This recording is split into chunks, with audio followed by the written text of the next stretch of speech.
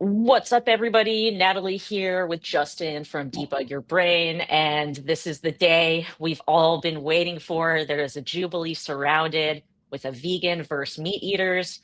I don't know about y'all, but I love these surrounded debates.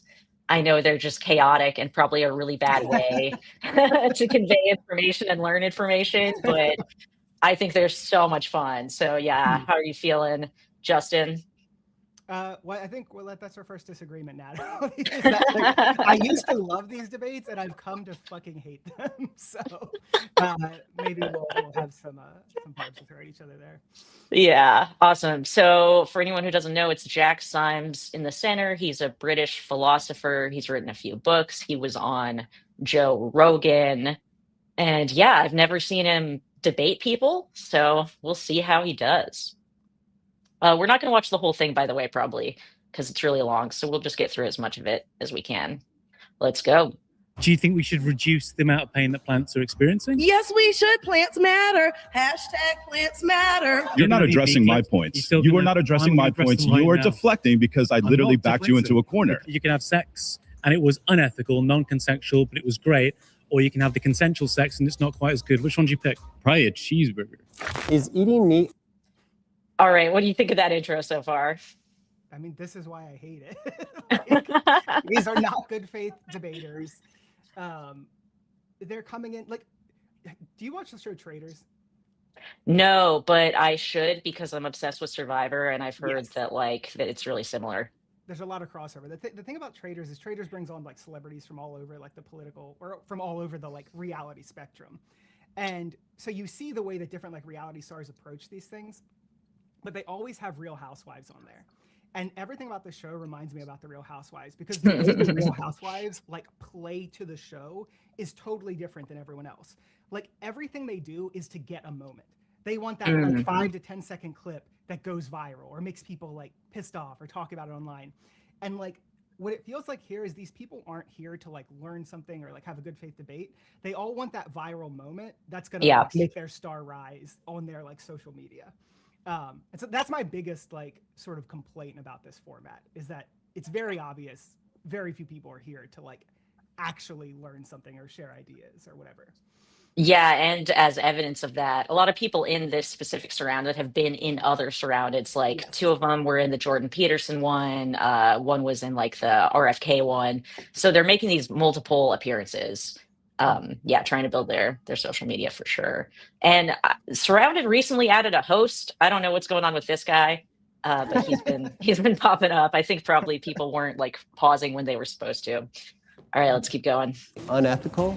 Or has the conversation around veganism and ethical dieting become too rigid and moralized? I'm John Regalado, and from Jubilee Media, this is Surrounded, where one brave soul faces a room full of disagreeers. Today, we're diving headfirst into veganism, factory farming, and what it means to eat ethically. I'm here in the center with our featured guest, Dr. Jack Symes. Welcome to the show. Hey, thanks for having me. Are you ready to debate the circle? Sure am. I'm looking forward to hearing what reasons they've brought for their unethical lifestyles. Are you all ready? I feel like he just put everyone on the defensive with that. Yeah, like, now they all hate him. Yeah, I'm not against that, but yeah, awesome. Ready to bring your best arguments? All right, let's get into it.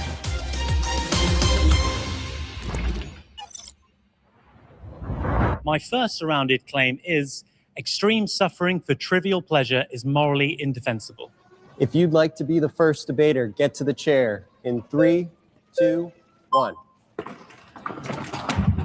Easy, lads. Dr. Jack.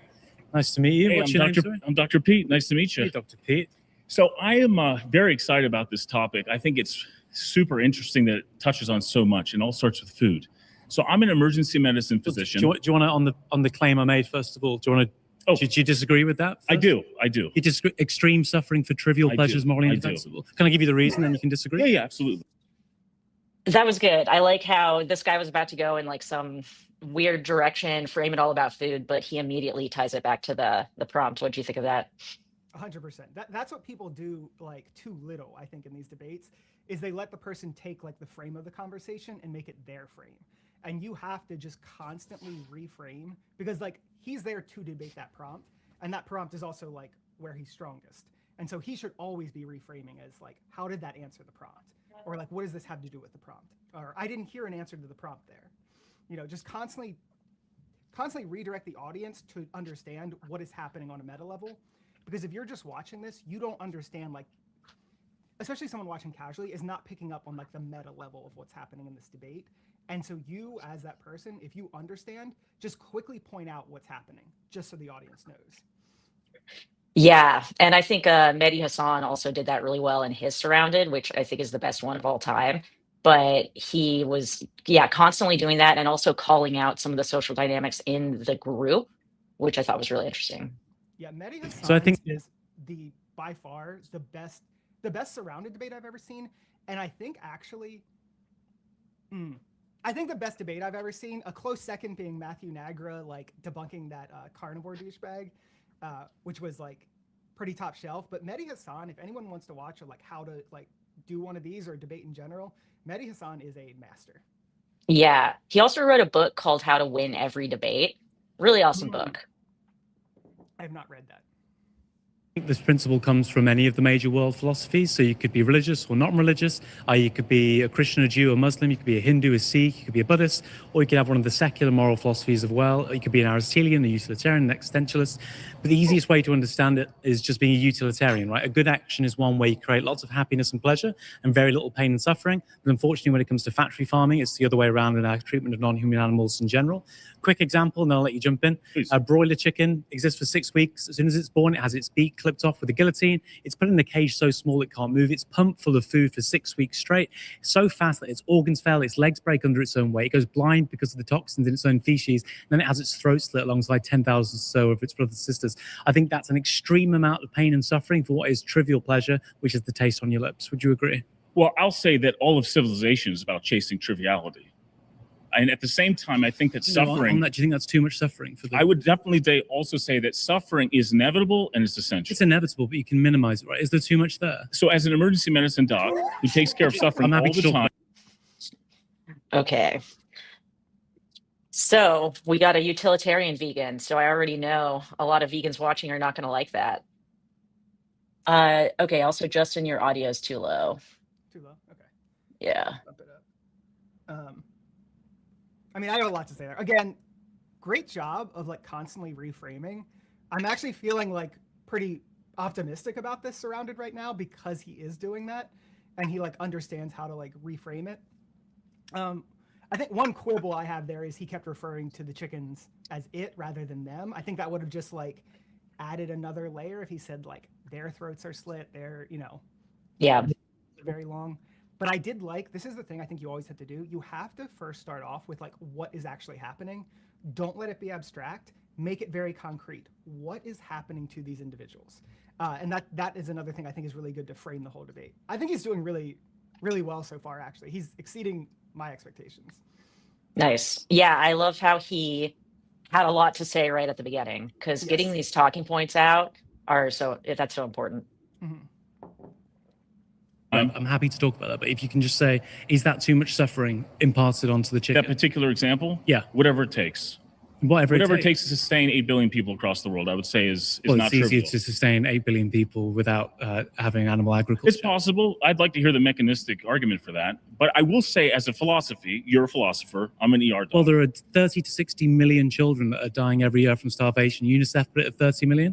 Dr. Rich Doplander puts it at 60 million. And so every year you got 30 to 60 million. In 82% of those cases, the children are dying in places where the majority of the meat has been given to cattle and sold to more affluent countries.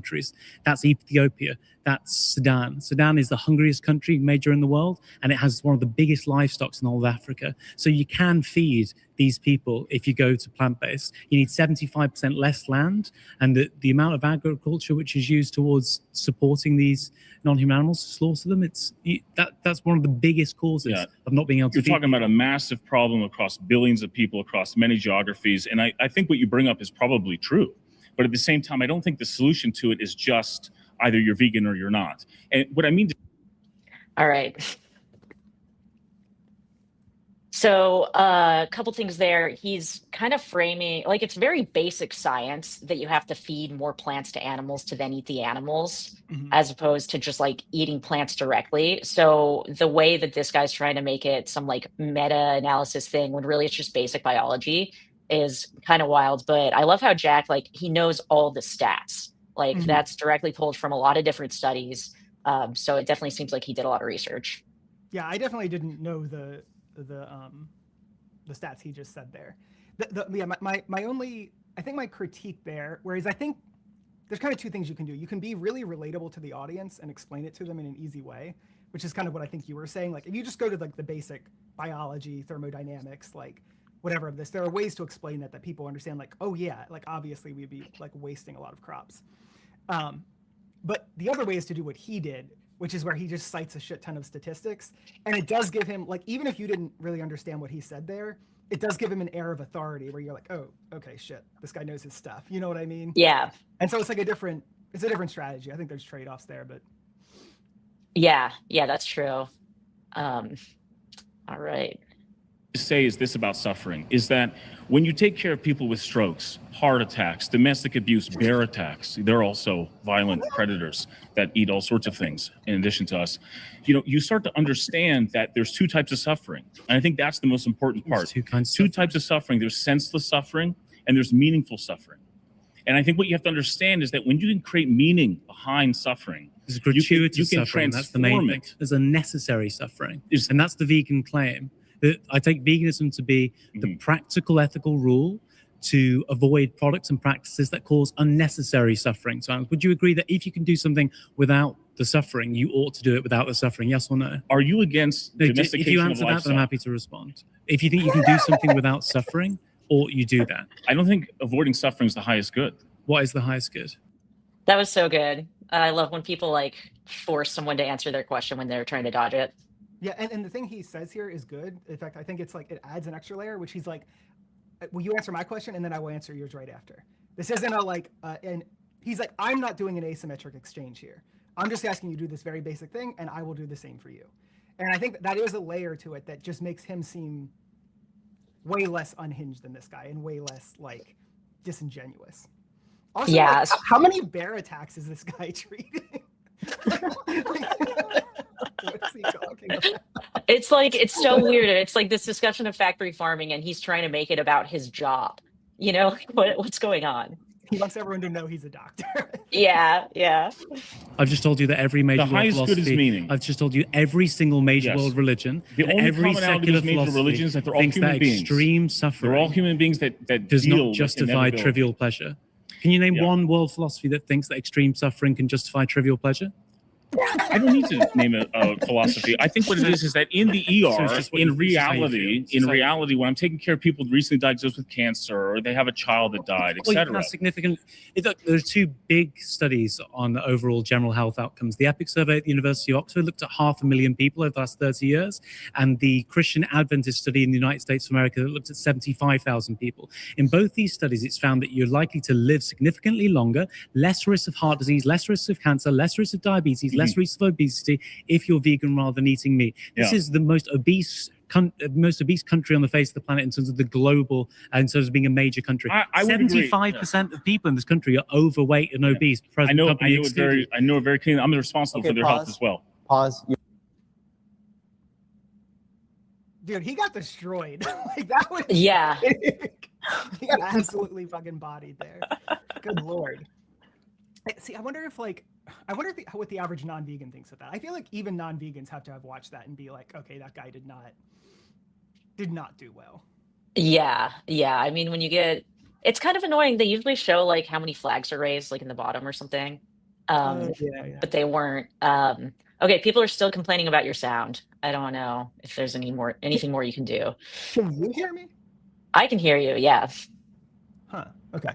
I'm turning up a lot. Is that too loud now? Let's roll with it. Well, cool. So I don't see anything too. I think that there's going to be probably a lot of complaints. Actually, now it just sounds bad. It's like kind of warbled. Yeah, because it's clipping. It's too high. Yeah. Okay, cool.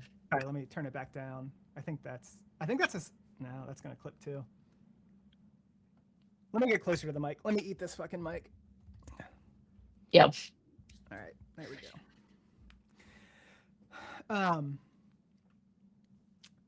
I think though people are probably going to complain a bit about that because he kind of gave his like own definition of veganism there. Oh, you think vegans are going to complain about it? I think so. Yeah. Yeah, Am I warbled still, or is it good now? it's good. Okay. Yeah, I mean, because he kind of gave his own like sort of trademark definition of veganism there, which was just like reducing suffering, which doesn't really match like the sort of 2 or 3 major definitions that most people use. I don't think. Yeah, I assume I he'll get mean, some shit for that. yeah, but no matter how you define veganism, some vegans are gonna be upset with your definition. Yeah, I think it's like I feel like what his view is probably described better as like a sentientist worldview of like he cares about all sentient beings, and then within that framework he takes like a utilitarian ethic as like a sentientist. If we want to be like quibble about it, I don't know how much utility there is to not saying vegan in that case, but I think that would more accurately describe his philosophy. Yeah, for sure. All right. You've been voted out by the majority. Cheers. Please go back to your Thank seat. you. Hey, nice to meet you.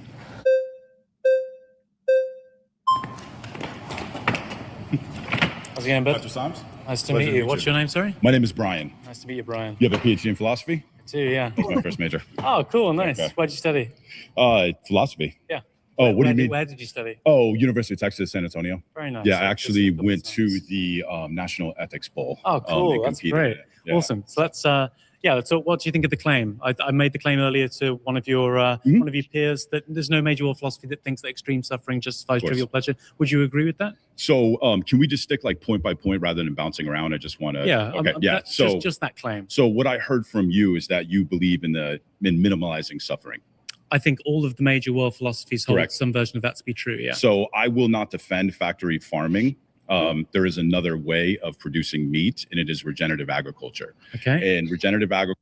All right, here we go. So I was actually researching this guy, and he was also on the RFK versus Dr. Mike, and he was heavily promoting regenerative agriculture there. And Jubilee did the little fact checker, and their fact checker was wrong. It was basically like, oh yeah, regenerative grazing is good. Yeah, just for anyone watching, regenerative grazing is basically greenwashing. It's a buzzword. When you compare not grazing animals, or when you compare grazing animals to just rewilding or having nature as it is, it's always going to be worse. Yeah, I think a thing here is to like, okay, there is a way in which, again, and this is just like beside the point of animal exploitation, if we're saying we don't give a shit about animal exploitation, but like from an environmental perspective, the only way that regenerative is better is if you like take the land that they're like intensively grazing cows on, this is my understanding, and regeneratively graze there, but it doesn't account for the calories. So like it only works if you eat far fewer calories from cow flesh, which is like not really a fair comparison because that's kind of the whole thing. So like I think that's where like when they look at when they're looking at the studies here, there is a degree to which like it could be better for the environment, but only if you like significantly reduce the calories you eat from them anyway. Yeah, so from my understanding though, even like if you compare regenerative, like grass-fed beef to grain-fed beef, the grass-fed is going to be worse, Yes. like calorie per calorie. Is that basically what you're really? saying? Okay, Yeah, maybe yeah. maybe I'm wrong about that. I thought calorie for cow. Is that what? Yeah. Because think about it this way. So in the grass-fed system, the cows live on average 10 months longer because it takes them longer to reach slaughter weight, and their diet has more fiber, which makes them Yes. burn more methane, creating more greenhouse gases. Yeah. Sorry. What I'm saying is like if you took the same amount of land and you had regenerative grazing on it, you would have far fewer cows on that land. Oh, And yeah. that's where you Yeah. end up getting like the I think the benefits, or where you're not absolutely horrible or whatever. But of course that's like completely beside the point because the thing you need is calories. Like that's the whole reason you're doing it. Let's see someone can how fact check me on he that. defends it. culture reduces all of the harm. Okay. Doesn't reduce all of the harm. The first, Well, the majority of the harm, they live beautiful lives on regenerative just ranches. one bad day, right? Right, Just absolutely. one bad And day. they I've don't- had bad days, and bad they hair don't know days. that it's coming, but achy they're back. serving No one's ever they're slit my serving throat their with purpose. 10,000 But they're or okay. But here's the deal: something. would they even exist in the first place if they weren't being harvested Here for are two- meat? No. Let here me are just two ask you a things. First question. thing to say- Do they have the right to I'll let you finish, exist? and then I'll come Yeah, back. because you're cutting me off. Do they have the right to exist? Well, Because here's the deal. If you're saying that we should not harvest them, then those animals are never going to exist. So I guarantee if they had consciousness and Right. you put them down and you said, here are the scenarios, finish. No, you I'd like can to- either exist and you can have one bad day and you can serve a purpose and you can have a beautiful life. You can make a positive contribution to the environment. Would you be happy if can make your a, purpose can I was finish? to be Can I slaughtered? finish? Yeah, but you're taking up all Yeah, of the time. absolutely. I've heard the case. I So, want to so, respond. so when I die, I So want to be there's a few buried in the things that you soil said that are and I wrong. want to First thing to decompose say so that my is carbon returns conscientious to farming grass. is a myth. The conscientious farming is a myth because You're not getting addressing meat my clips, points. you're still You are gonna- not addressing I'm my gonna address points. them right You are now. deflecting because I I'm literally not backed you into deflecting. a corner. The conscientious farming. What about all of the mice?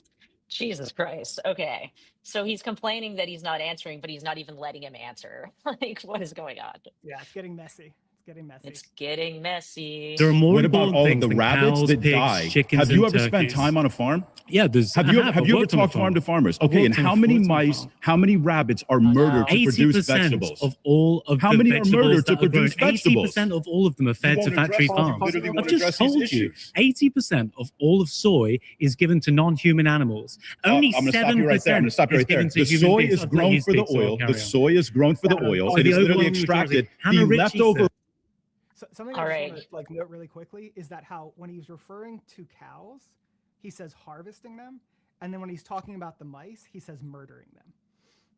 So it's just an interesting asymmetrical like rhetoric, like reframe there that he's doing, which is like Yeah. largely what every non-vegan does is just massive asymmetries in the way that they like view these things.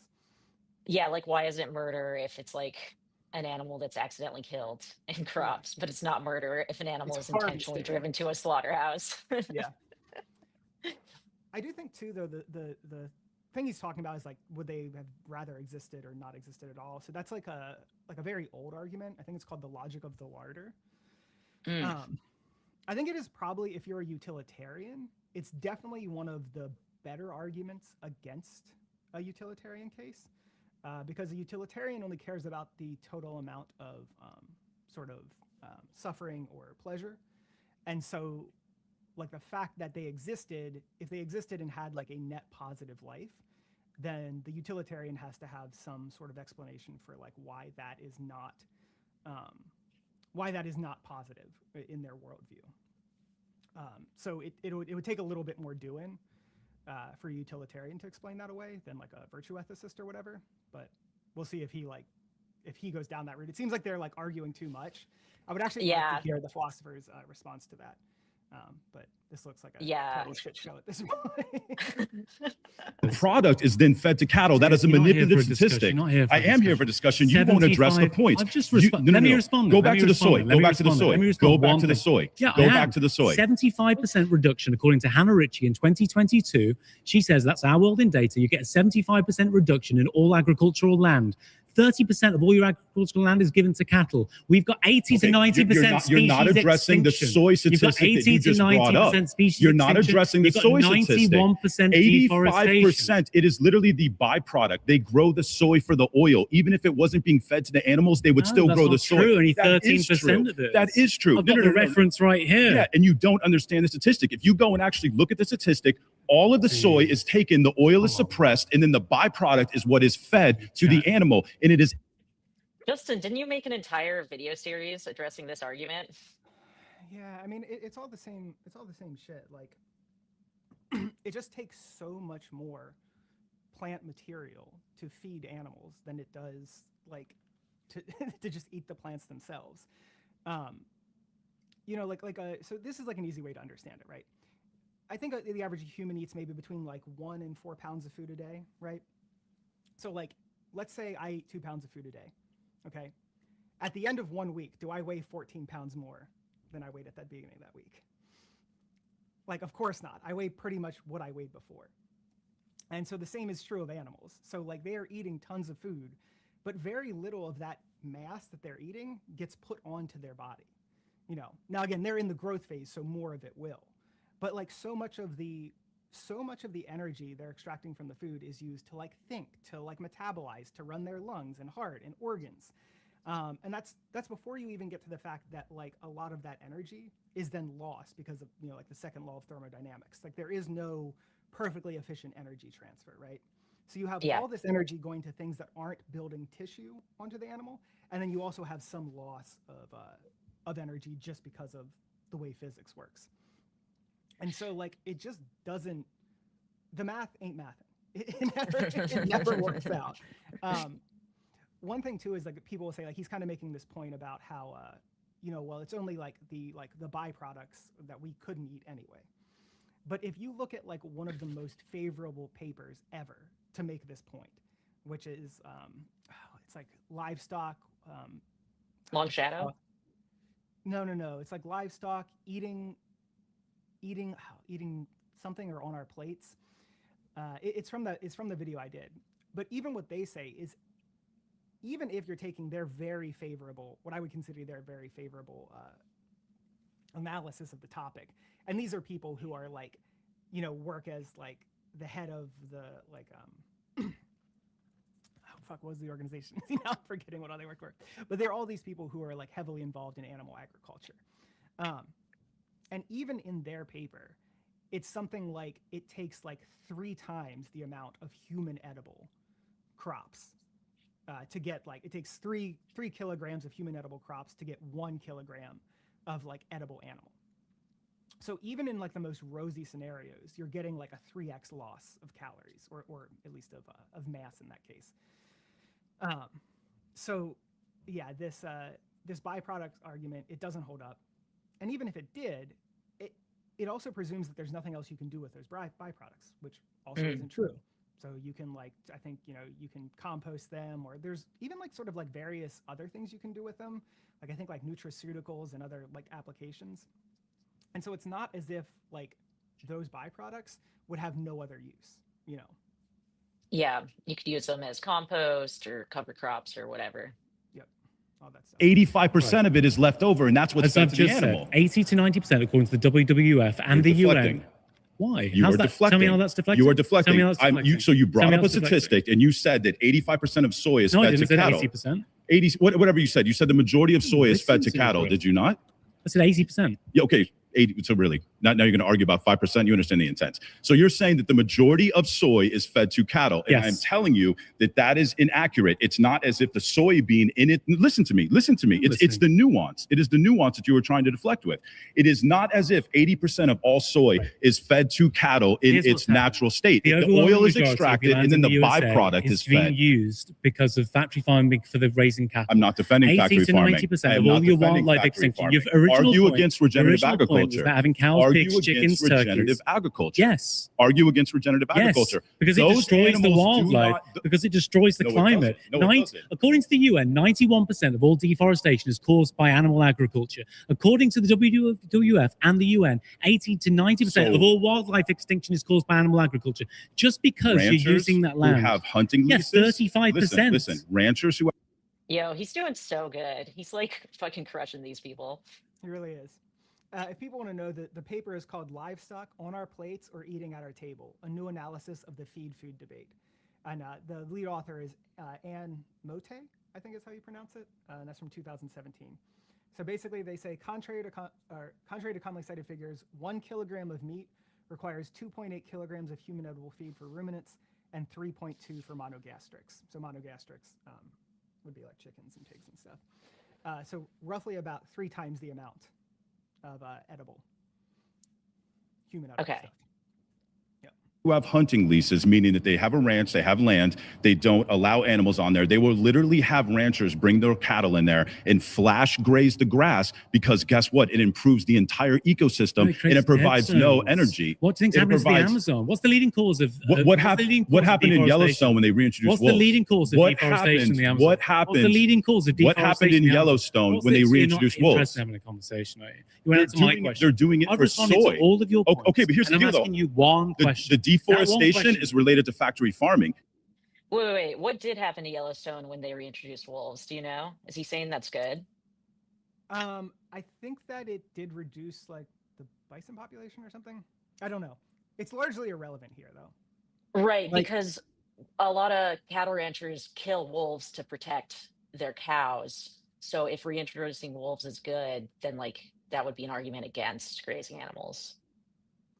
yeah, I mean, like the thing that they're not touching on is, I think you said this to begin with, is he's like, oh, you take the cows in there and they're like better for the grass. But even if that's true, are they better than the rewilded scenario? It's not like better than like, if you had a factory farm here, or if you're doing, I don't know, whatever else. It's does introducing cows, is that better for the environment overall than rewilding the area? And that answer is almost always no. Like, rewilding the area will almost always be better. Yeah. Okay, so people are still complaining about your volume. I've basically told them that there's nothing we can do about it. I lowered my mic, but I don't know. It's still not Man, working. yeah, I'm like eating my mic, and like my readout says that I'm like almost clipping. Do you have Whenever headphones you could just switch to instead of that mic? headphones? Like AirPods or like Oh no. This is really like the only mic I've got. How bad Okay. is it? Like how like I don't know. People just keep complaining about it. It sounds fine to me, but I wonder if that's on StreamYard's end then. Because if you can hear it, I feel like, or maybe YouTube's end. I don't know. I don't know. I'm like right up on it. All right. Well, we will just keep going. You can get No, rid of it's the not. deforestation. You think Yes, you got it is. factory farms in Yes, the it is. Amazon? Sorry, have you been to? They're doing it Okay, for pause, soy. pause, They're pause. doing it for soy. You've been voted out by the Yes. majority. Please return to your seat. See, I don't think much was learned there. I don't think most people watching that are gonna like come away with anything from that. Yeah, they're just gonna come away with like these two guys are just kind of going at each other. Yeah. How's it going? What's your name? Sorry. B. Nice to meet you. Girl B. Gone Carnivore, Okay. actually. You're carnivore. I am carnivore. Full carnivore. You do So this will be fun. Go on. Okay, yeah, you Why do are you you. a carnivore? I do it mainly because I can't survive without meat. Can't survive. I cannot Like survive a without desert it. island scenario for you every day. It is. It truly is. What condition do you have? If you don't mind me asking. Sure. I have gastroesophagus reflux disease. Okay. And so I cannot eat a vegetarian or vegan diet. I will literally get very, very sick. And I was actually vegan vegetarian when I was 16 years old. And that's when I got diagnosed. I've been on a journey. Thank you. You've seen dietitians, you've spoken to GPs, you've seen doctors. I've seen doctors, I've seen GPs. They've all put me on medications, and I was on medication for over 10 years that actually ended up depleting my vitamin D levels and put me in great amounts of depression. Okay. And I was also told by doctors that I would never be able to power lift again. I am now lifting 315 pounds with a deadlift. Mm-hmm. And you couldn't find any of the, like all of the amino acids, all of the nutrients you needed in a plant-based diet? Unfortunately, I could not. What was it you were missing? Mainly protein. I cannot consume enough protein from vegetation that I need to get it from meat. There's a study by Miguel Lopez, a big one yet last year in 2025 Journal of Sport Medicine, that looks at over 8,000 papers across protein intake and found there was no difference in terms of protein intake and upper body strength, lower body strength, and overall body strength. So I'm always surprised to meet somebody who says that, this just doesn't work. Mm-hmm. Obviously great athletes who take on a lot of protein as well. And when you look at basic things like, your tofu per portion is going to have more protein than your eggs. Your seitan is going to have nearly twice as much protein as your lean meat, your sirloin steak. Your soy milk is going to have more protein than your whole or semi-skim milk. So I'm always surprised to hear people can't get the protein. I wonder, did you do those things? Did you carefully picked all of those It's an out? Inflammation issue, really, when it comes down to it. So anytime I eat any other foods that are not meat, I get tons of inflammation. And What do you think about that? So the first thing I always do whenever someone says that they can't because of health, before I go into the questions about what about your health? What can't you get? Blah, blah, blah. I just like to say okay, well, let's table the health thing real quick for a second. So veganism doesn't just encompass eating food. It's also you wouldn't buy leather, you wouldn't go to zoos, you wouldn't ride horses. So, let's first off assume that you actually you have to eat animals. do you still wear leather? Do you still go to the zoo? You know, do you still do these things? And then see where they are there, because what the diet allows them to do is to not actually focus on the ethical issue. So pull those two apart and argue with them on the ethical issue, because if they're going to disagree on the ethical issue anyway, it doesn't matter if they can or can't. You know what I mean? If they're not convinced of the argument, then what does it matter? Yeah, and the whole thing about she tried to be vegan when she was 16, that's like probably one of the hardest times in your life you could possibly choose to go vegan, right? Like your parents probably aren't going to support you, your friends aren't going to support you. You don't know anything about nutrition. Like, yeah, it's probably going to be pretty hard. And as far as like, I do hear a lot of people saying that I can't be vegan because like there's too much fiber in plants and I can't digest all the fiber. And I think it's so cool that there are all these substitutes now that don't have fiber. Like there's that soy-free tofu doesn't have fiber, precision fermented whey, animal-free egg. So there are like no fiber vegan foods in a way there weren't a few years ago.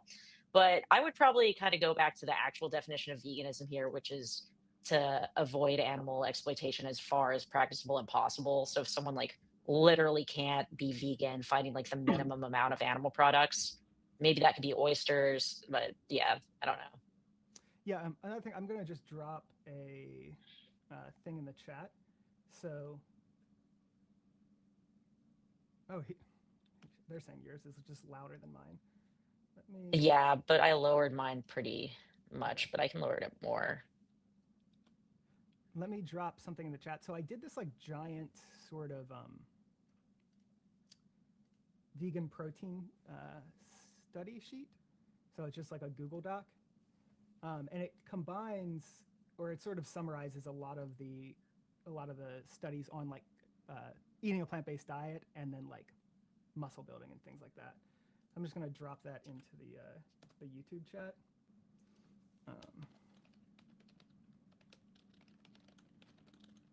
Nice. So because basically people will oftentimes just cite this one study that I think it's the one by Heviel Iran. Is that the one that he cited? I'm not sure. But there are a lot of studies. There are like at least 3 like sort of like parallel group studies that they've done. There's one by Heviel Iran in 2021, one by Roberts in 2022, and one by Montaigne in 2023. They were all like relatively low sample sizes, but they used different amounts of protein or different types of protein, like mycoprotein, soy protein. And I basically have it organized in this sheet by anything you want to look at. So you can see, did they look at muscle mass? Did they look at muscle mass and strength? Did they look at protein synthesis? How old were the people? What kind of study was it? And then there's like links to all the studies and things. And I even kind of have in there like, was the study registered, which is a sort of thing that's interesting, where there are conflicts of interest, blah, blah, blah. But just like a giant sort of a protein muscle building sheet for people to check out. Nice. Because it's not just one study. We have a ton of studies at this point. So this is just like, this point has been debunked very thoroughly is kind of the punchline here. Awesome. What's up, the soy pill? Thank you. Eating vegan breakfast this morning, watching my vegan content. Yay. My stupid chud cat wouldn't eat his vegan breakfast. Aw, boo. Welcome to the stream. If y'all don't know the soy pill, he has a great YouTube channel. Definitely check it out. All right, let's keep going. And so I can't physically lift. I can't physically really move. I feel very ill. Yeah. And so meat actually makes it where I can live and then strive. Do you want to be vegan? I do not want to be vegan. Why? I do not want to be vegan because it makes me sick. Oh, but like if you were, you didn't have these health conditions. If I didn't have these health conditions and I could eat whatever I wanted, it's possible. But that's a really good question. I really feel like maybe. Yeah. Maybe you probably would. Maybe. Yeah. I mean, right? If I had no adverse effects to the vegan foods, okay, then maybe. So, sure. So do you try? I think conscientious farming is a myth, but do you try and get the meat-based and animal-based products that you get from as ethically as possible? I have. I'm not going to say that I do it all the time. I'm not going to lie to you. But my brother's actually a farmer out in Texas, and I try the best that I can to get my meat from my brother because I like that. I like how she didn't lie because everyone's like, "Oh, I get my meat all local from the farmer's market," and then they're like going to fucking Costco every day, and you're like, "Okay, Yeah. you're just a liar." So, at least she's not claiming she always does that. But yeah, I like how he did that. Like, do you want to be vegan? I feel like that's kind of a different way to say what you were saying, Yeah. which is like, if would you if you could. Yeah, and the thing is, I think she, like how we were talking about how some of these people are just on here to get their moment. I don't get the impression that she's on here to get her moment. Even the way she responded to that, where she was like, she like paused and she's like, "That's actually a good question." Like that to me is someone who is actually interested in having a conversation more so than just like, you know, I'm here to have my Real Housewives like explosive Yeah, thing that they put on like that the, guy. you know, the trailer or whatever. Yeah. I think the people in chat are saying that the video that we're listening to is too high. So it might be that that Okay. volume is like, yeah, I think you want to reduce that so that when they turn their volume, all the volumes are like relatively the same. All right. Well, I lowered it, so hopefully it'll work now. I find that that's the best way to do it. I've actually went out to Texas and processed a cow with him. So I was actually there. He shot the cow and then we processed it. And it was an experience for me because I actually got to see where my meat comes from as opposed to just being blindly eating. Yeah. I'm not sure I'd enjoy it more if I got to see the creature who's been. Well, my family, you know, they were butchers, and so I like to, you know, just kind of continue that in my family. But I was a vegan vegetarian, like I said, and when I was younger, and I do see where you were coming from as far as like where it could be ethically more sound. But unfortunately, I've looked everywhere because I've sort of met a bunch of people like you, and I'm always, like I say, I'm always skeptical because the stuff that I read seems to go in the opposite direction. The only study I found said it was about 0.1 to 0.2% of people have a condition like yours where they actually need the meat. But it seems like, you know, when I meet people, it's more like 10% of people. So I do find it hard to, you know, just to be honest, I find it hard to believe just in general because I meet so many people that say things like this. And I just encourage you to, you know, to go as far towards veganism as possible, right? Okay, but all right, given that you want to be. Okay, so that was, I think pretty good. If it's not 0.1 and not 0.2, that means like 1 out of 1,000 people. Is that right? Mm. Which in theory, if we're on the internet, 1 out of 1,000 is like a lot of people, especially if you're looking at these carnivore communities. Yeah. Yeah, for sure. Okay, I think the audio is good now. I think that was it. It is Awesome. that video was too loud. Okay, cool. Pause. You've been voted out by the majority. Please return to your seat. okay, we didn't really Thank do you so the thing, much. but I that's appreciate okay. it. Thank you. Hopefully we can speak to you in a moment. Thank you.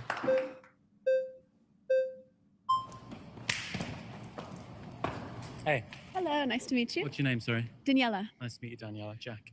Yeah, so I first became vegetarian at 8 years old. I Oh, had wow. seen PETA videos online and I told my At mom. 8 years old? Yes. That's bad parenting right there. That's horrific stuff. Yeah, I decided I didn't want to do it. And then at 16, I went vegan. Yeah, nice. And all whole foods plant-based vegan. So I wasn't having seed oils or... Were you taking supplements? No, I was not. Yeah. Yeah, and I subsequently developed PCOS symptoms as well as gout. Yeah. So eating... So It you are do pro... be like that.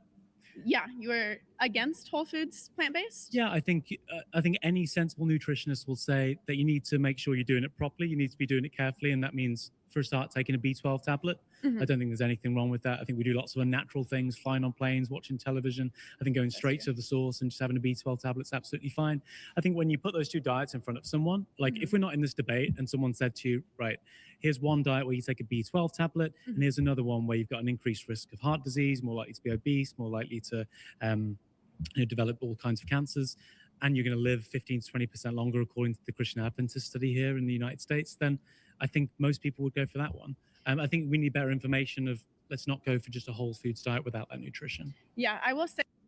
How much do you want to bet she was like a raw fruitarian type? I'd bet literally everything on that.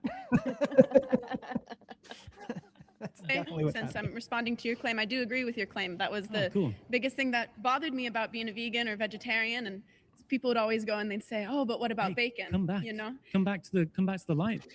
Well, just take the B12 tablet and become vegan. But I'm not pro allopathic medicine. I don't think that these supplements are really beneficial. Of course they are. These big health studies show that 500,000 people, University of Oxford, 75,000 people, the Christian Adventist study. How is there a way to have veganism though without cities? I'm not pro cities. Yeah, I'm not pro cities. I think, you talk later about factory farming, which is a product of the industrial.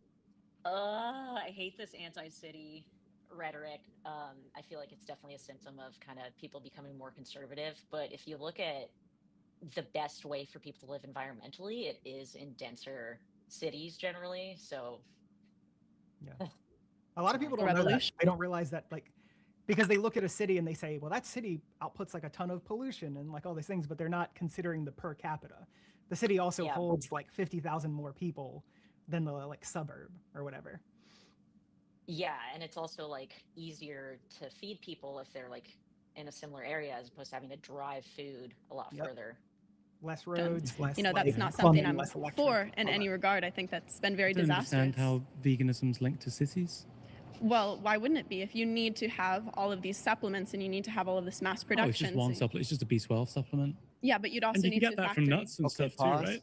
Pause. You've been voted out by the majority. Please return to your seat. Yeah, that's not true. Wow, they voted her out real fast. That's one of the frustrating things about these debates is like a lot of times they're finally getting somewhere and they just get voted out. Yeah, exactly. Did he say that you can get B12 from nuts? Did I miss that? That's not true.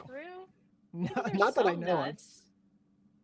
Of. Is there a special kind of nut that has B12 in it? Not that I know. There's a B12 nut. Yeah. maybe there is. Maybe there's like a new kind of nut or a genetically modified nut. Or maybe he's thinking of selenium. Yeah, that I'm pretty sure is not true. Oh, and if there is, like, find me those nuts. Yeah, Jack, what's your deal? Why are you lying about nuts? Welcome back to veganism.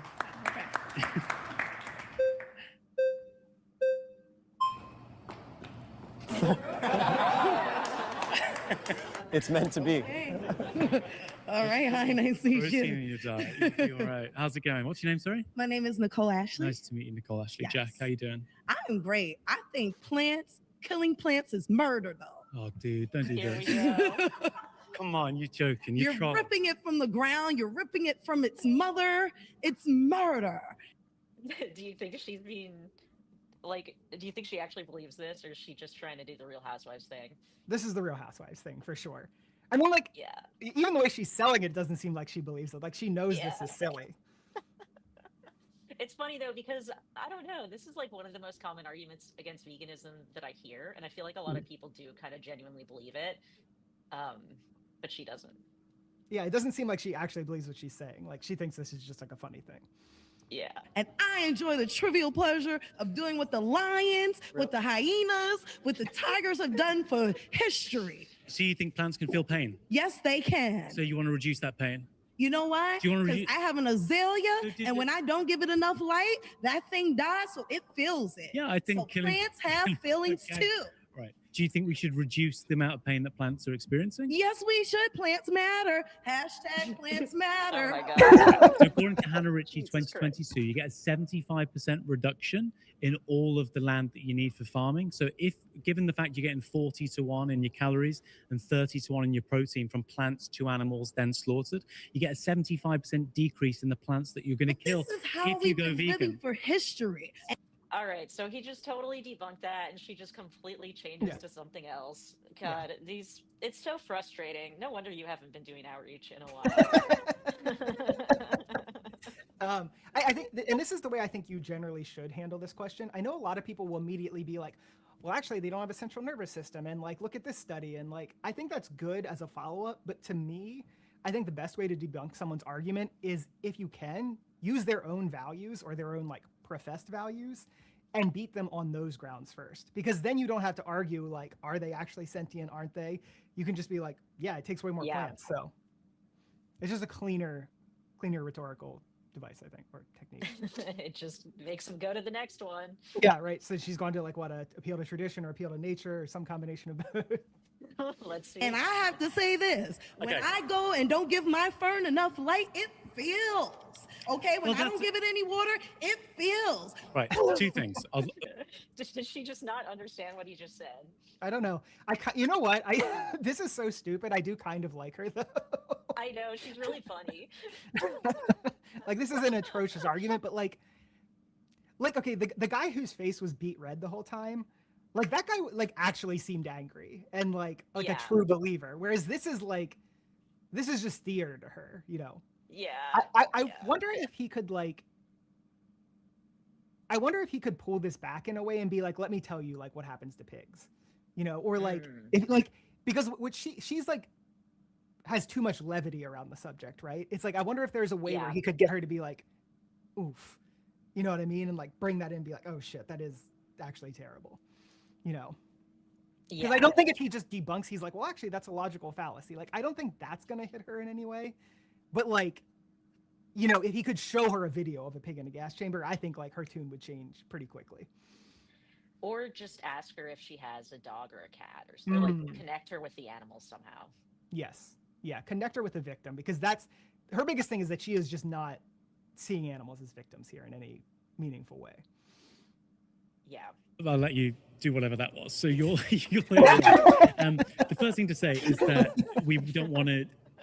In philosophy, we call it the principle of parsimony. That just basically means we don't want to attribute unnecessary attributes to something if we can explain it without positing it. What does that mean? Plants don't have central nervous systems, and their behavior can be explained without positing that they have minds that can experience pain, pleasure, happiness, and stuff. No, they don't. There's no reason. Lives matter. No, they don't. They do. They don't. They do. That. Just quickly. No, because I don't want to do the natural argument as well. And I want to get this one out of the way really quickly. I'll see if I can do it in 30 seconds. And I promise it'll be really quick. The argument they gave from nature is one of the biggest, one of the worst arguments for being an anti-vegan. And why? Because there are lots of things that are predisposed through our natures that we shouldn't follow, right? We're naturally predisposed towards war, lying, cheating, stealing. That's part of the Christian tradition. They think St. Augustine of Hippo. But what about to the caveman times? The caveman times, the cavemen lived. They lived off of eating meat. So what is the big deal? Well, I love me a juicy burger. And why should I be denied that when you guys are murderers too? You know, dude, she's so funny. I can't. This is like such Real Housewives shit. Like with like the pointing and everything. Apparently I really need to watch that. Wow, this is wild. So I love what he just did there with like, oh, I'm gonna address the appeal to nature in 30 seconds, because you always have to address appeal to natures when you're talking to anyone, just because that's by far the most common argument against veganism. So getting that out of the way near the beginning. 2 thumbs up, Jack. You often have to address the appeal to nature even with vegans sometimes. So. Yeah. Oh, we're naturally herbivores. It's like, it doesn't matter. It does not matter. Let's just look at health outcomes. We've got technology now. Like, yep.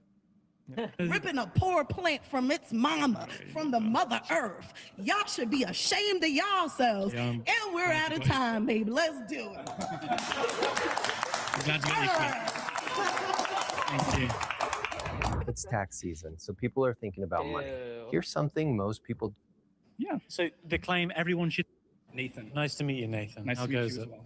Okay, so the claim is everyone should aim to be vegan. I like that claim because I feel like if he was like everyone should be vegan, it might be a little too much, but aiming to allows for like, I don't know. What do you think? Do you think it should be harsher? No. I think you can tell that he's a philosopher and he's debated a lot, because the way the claim is structured is very important, and he does it in a very, I think, methodical and thoughtful way. Like having aim to be vegan in there, like, doesn't allow people this easy out of being like, well, I can't do it because I have name X health condition that's bullshit. But you know what I mean? Yeah. It goes pretty good. Yeah. So the claim everyone should aim to be vegan, you happy with it? No, and here's why. Oh. So I am a third-year med student, and so I'm going to be a physician, Lord willing, next year. So my goal is to take care of my patients. And I will actually come out and say that the vegan diet tends to be healthier. Absolutely. Great. I don't think there's much dispute over that. You can look at the evidence. It is healthier. However, the biggest thing with the vegan diet from a physician's perspective you have to think about is, and it's been mentioned a couple times, is the micronutrient deficiencies that you can have. B12. B12 is one of them. So B12. You happy just taking the tablet? No, but first, let me just talk for a second. So for B12, it is a DNA precursor that helps synthesize red blood cells. Yep. When you don't have that, they become big and become what we call macrocytic anemia. And eventually, if you don't treat it long enough, you will have nerve damage. And we've seen that time and time again. Early onset Alzheimer's, all that stuff. What Yes. your girl earlier on was, she did the whole foods diet. And as I said, then you need to take that B12 supplement. So that's another thing I love when they do in these debates is like kind of refer back to other conversations they've had and like call people out. I think it's just a nice touch. Yeah, I think this guy is actually, I really like this guy actually. His overall vibe is very good because it's like when he gets into the point, it's like he is firm but light at the same time. Like he's between it when, you know, he's cracking little jokes when we're not really talking about animals so much. And even when she was doing their whole thing, he kind of said, you know, well, whatever that was, and kind of like laughed at it and played into it. You know? So he's like, I think he's showing that firmness while also having like a degree of levity to kind of bust that stereotype that all vegans are just like shrill, humorless assholes. You know, I think he's balancing it pretty well. Yeah, I agree. That's not the only thing, though. That's the problem, is that we also have calcium. Calcium is very important for bone density. Yeah. About 30%, if you're vegan diets exclusively, you are 30% likelier to have a fracture. And Jubilee, you can fact check me on. I believe that came from a study done in the 90s before people knew about B12 supplementation, which can hurt your ability to store calcium. Do you know where he's getting that? That's the one I think it's coming from as well. So like, I think if you look back at those, like I think they hypothesized that people just weren't taking calcium as much, and most like plant milks weren't fortified with calcium like they are now. But I think another thing there too is when, if I remember correctly, and it depends on what study he's looking at, but when you factor in, like you control for BMI, I think that differential actually like reduced significantly. So I think what it was is that a lot of the vegans were actually underweight. And so the underweight was doing more work than the calcium was. One other thing to say about that too is like, it could be true. Like, let's say it just is the case that vegans have a higher fracture rate, right? That wouldn't mean that you shouldn't eat a vegan diet, because it's like a higher fracture rate versus like higher heart attack, cancer, you know, all-cause mortality. Yeah. So like, it could just be the case that there are trade-offs, you know, with different diets, while the vegan diet still overall is better. Assuming the only thing you care about is health outcomes and not like animals getting murdered and tortured. And just pay attention to calcium, because that is a thing. Like when I was tracking calories for like a week with Chronometer, I was lower in calcium than I should have been. So since then, I've just been paying more attention to it. So it is definitely something you want to be aware of. That being said, all diets have nutrients that you should be aware of. Like if you're a meat eater, you really need to be conscious of fiber and vitamin C and stuff like that. Yeah, and I'll just say this as like, I'm a big proponent. If you're a vegan, you should be taking a multivitamin. Like, period. You can get them very cheaply to cover any like sort of like nutritional gaps you have. One thing about multivitamins though, and it's like you're saying, because I did Chronometer as well, multivitamins often don't have very much calcium in them because calcium is a relatively large molecule, and so it like can't fit well into like an already like multivitamin supplement. So I think the best way to get calcium is through calcium fortified milks, and specifically just get the green soy milk. Just get that one. It's got really good macros. It's got plenty of calcium. Drink a glass or two a day. Your calcium will be fine. Hell yeah. Nah.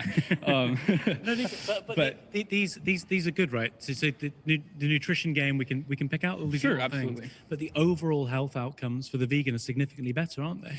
So it depends. So as a physician, the EPIC study at the University of Oxford, you'll be familiar. The Christian Adventist study here at the United States. That's 700,000 people over 30 years who have been tracked. 20% less like, you're going to have a longer life by about 20%, less likely to get cancer, less likely to get diabetes.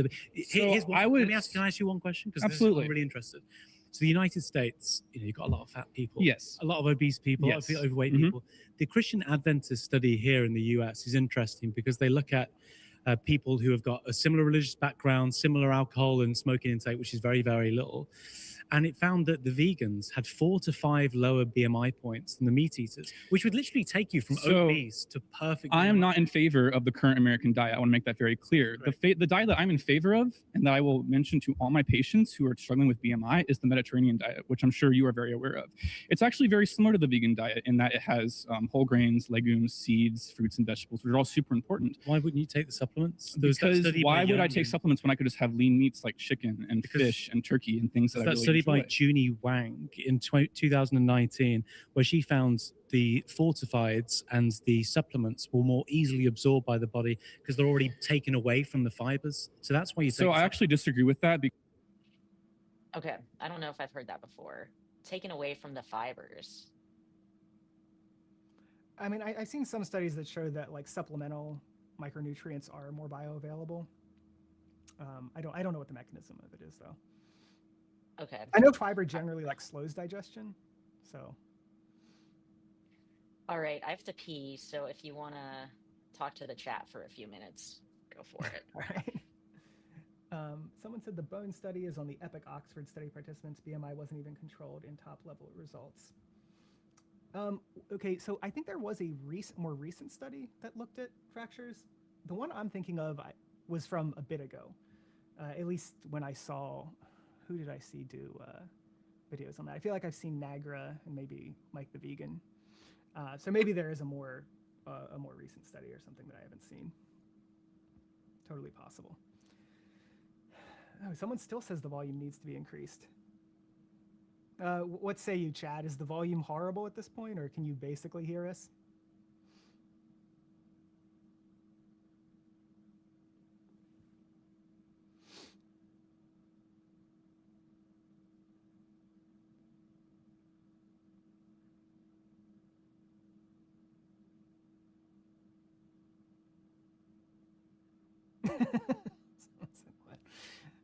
The video is still just a bit loud. Okay, I'll tell her to turn the video down a bit when she comes back.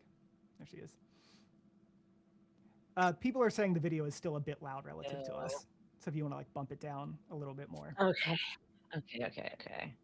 These fucking volumes. Why is it so hard? Okay. I think overall the vegan guy is doing really good. Like he's this doing is, really good. And this isn't quite as much of a shit show as I thought it was going to be.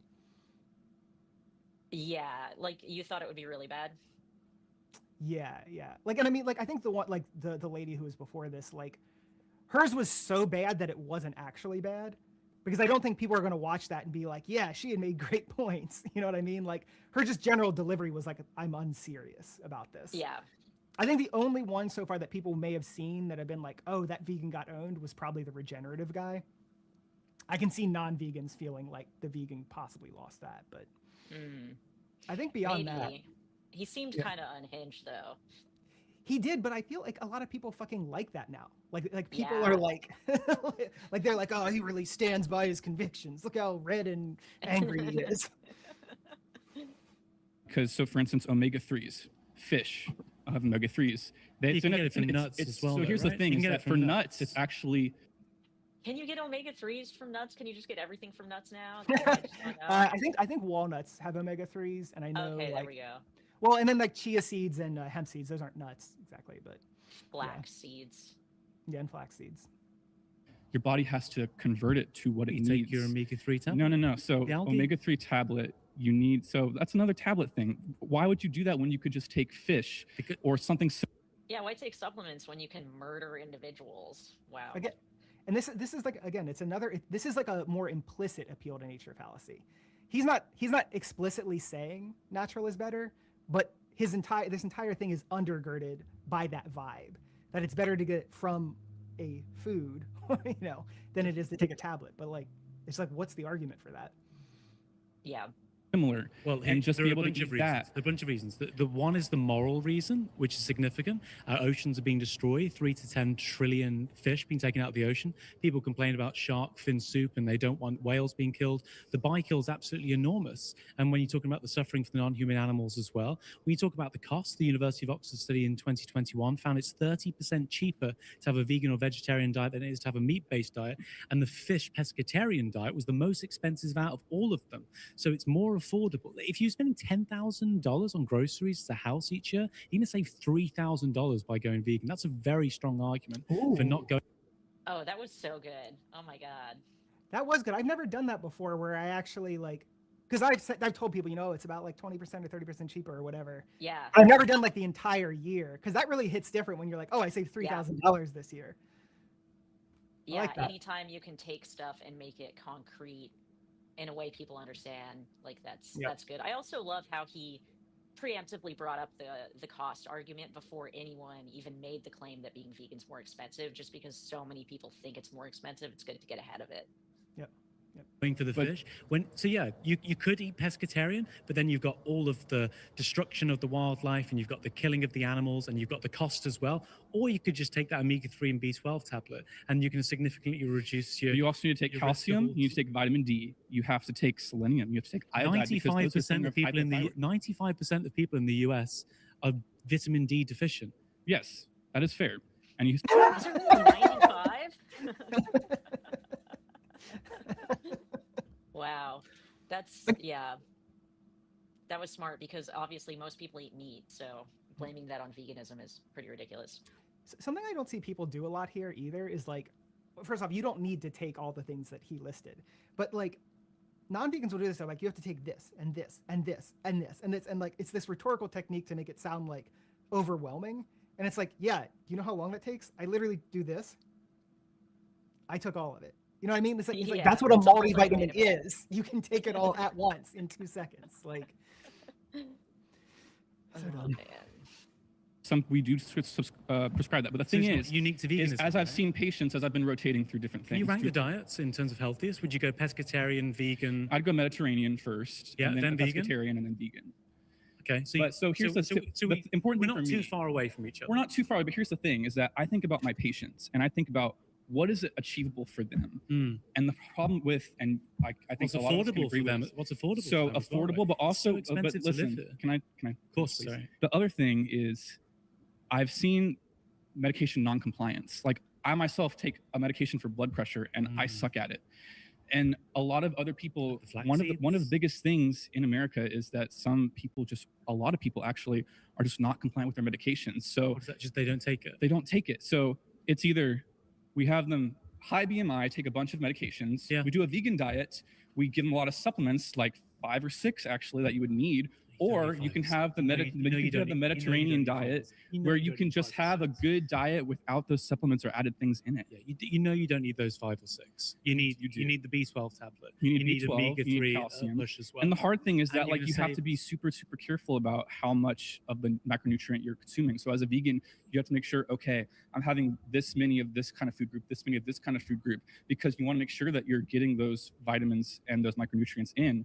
Where as a Mediterranean diet, you wouldn't need to do that as much. Like you have to do it some, for sure, because you want to make sure that you're not eating too much as well. Because the other thing with the Mediterranean diet studies, I've seen so many studies where they just let people eat. Can I ask, how do you explain that 600, 700,000 people in the overall health outcome work, University of Oxford and the Christian Adventist study, which I've mentioned a few times? If people are struggling to take those supplements, and if people aren't doing veganism properly, you'd expect their life expectancy to be significantly reduced, or not 20% more. They beat the pescatarians on life expectancy significantly. They've got better health outcomes in terms of their risk of cancers, diabetes, obesity. So in practice, you say people are bad at doing this, and yeah, of course they are. That rings true for us intuitively. But when you look at nearly 1 million people, and you look at what they're actually doing, the vegan significantly has the better health outcome. And I want a car that's going to go far. It has fewer trips to the garage, that it goes faster and longer. That's what I want, the good health outcomes. So the same should be true of my body as well. But the thing is that,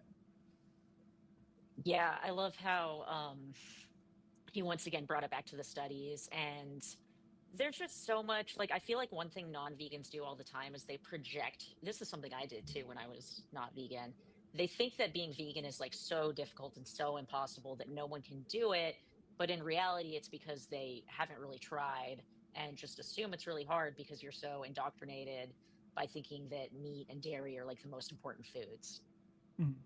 Yeah, no, I definitely echo, like, always bring it back to health outcomes, because at the end of the day, health outcomes are what matter. And what we often notice is, like, the more you zoom out, the better the vegan diet looks. And so what people do is, if you zoom in close enough, you can always find some difference between diets, right? And so if you zoom in close enough, you'll find something that the vegan diet doesn't do as well as diet X or Y or Z. And so you'll notice rhetorically, that's where most people go. They zoom in as close as far as they can, and they're like, what about this nutrient? What about this nutrient? But again, even if vegans don't get, if they are lower on this nutrient and this nutrient, the real question is, what does it mean at the end of the day? In other words, what are the health outcomes? And so him bringing it back to that is like, that's kind of what you sort of always have to do. One other thing I say too is that like he's talking about the compliance issue, and he's like, well, most people don't take their medications. It's like, yeah, but then also those people are going to be bad at complying with their diet as well. So like, there's always like, again, they want to try to like do this asymmetric thing all the time, where they get a little from here, but then they don't consider it over there, And it's just a pattern that you'll see over and over and over again with non-vegans in debates. There are truths to that definitely cancer is a thing where it's decreased in veganism. However, the Mediterranean diet does have those decreased thing. Like, how do you explain the I don't know. I'm still a student. I'm still learning, and maybe I will find that study, and maybe I'll be able to answer that better for you at some point. But as I see it, well, check it out. Take my email or something after. Okay. Genuinely read it, and No, I'm sounds genuinely interested to hear what you think of it, because I read it. It just like the difference is huge. But I think when it comes to the Mediterranean diet versus the vegan diet might be better in some ways, but only just by a little bit. With the Mediterranean diet, you still have decreased cancer rates, you still have decreased cardiovascular risk, you still have decreased risk of diabetes if you're doing those things properly. And one of the things we learn, I've never in my medical school career been told to recommend the vegan diet as like the first diet to go to. It's always been the Mediterranean diet or the DASH diet, which is something where it's like less processed food, less salt. And I will admit, there are red meats out there that are probably not as good for you. Yes, exactly. But when it comes to like and the chicken, processed foods, fish, when you're comparing a beef burger to a regular burger, recent studies are showing that you're way less likely to develop heart disease by having the ultra processed vegan burger over the beef burger. We're not surprised by this either, are we? The ultra processed vegan burger is better. Yeah, okay, the Beyond Meat one significantly. Pause. You've been voted out by the. No, don't pause there. That's such an important point. I know. I just say here that if it's the study I'm thinking of, that one actually isn't looking at health outcomes. That one is looking at like short-term biomarkers. So I think the swap study. Is it this? I don't know if it is. Maybe it's the swap study. One of them recently, I think, Dr. Nagra was on it. I think he was one of the authors on one of these where they did a direct comparison, and then they looked at, I believe, biomarkers afterwards. But it wasn't like a long-term study. Yeah, I mean, these plant-based meats haven't been around long enough to have long-term studies. So it's like, Majority, please return to your seat. That was a pleasure. Thank you. I really appreciate that. It was a good conversation. Thank you. okay, another thing Jack's doing that I like, and I've noticed this with a few other people who have been on Surrounded and done a good job, is just being like very nice and respectful to everyone, and like kind of being willing to learn and teach. Like Dr. Mike did that super well, kind of validating their worldview in a way and just making them feel heard.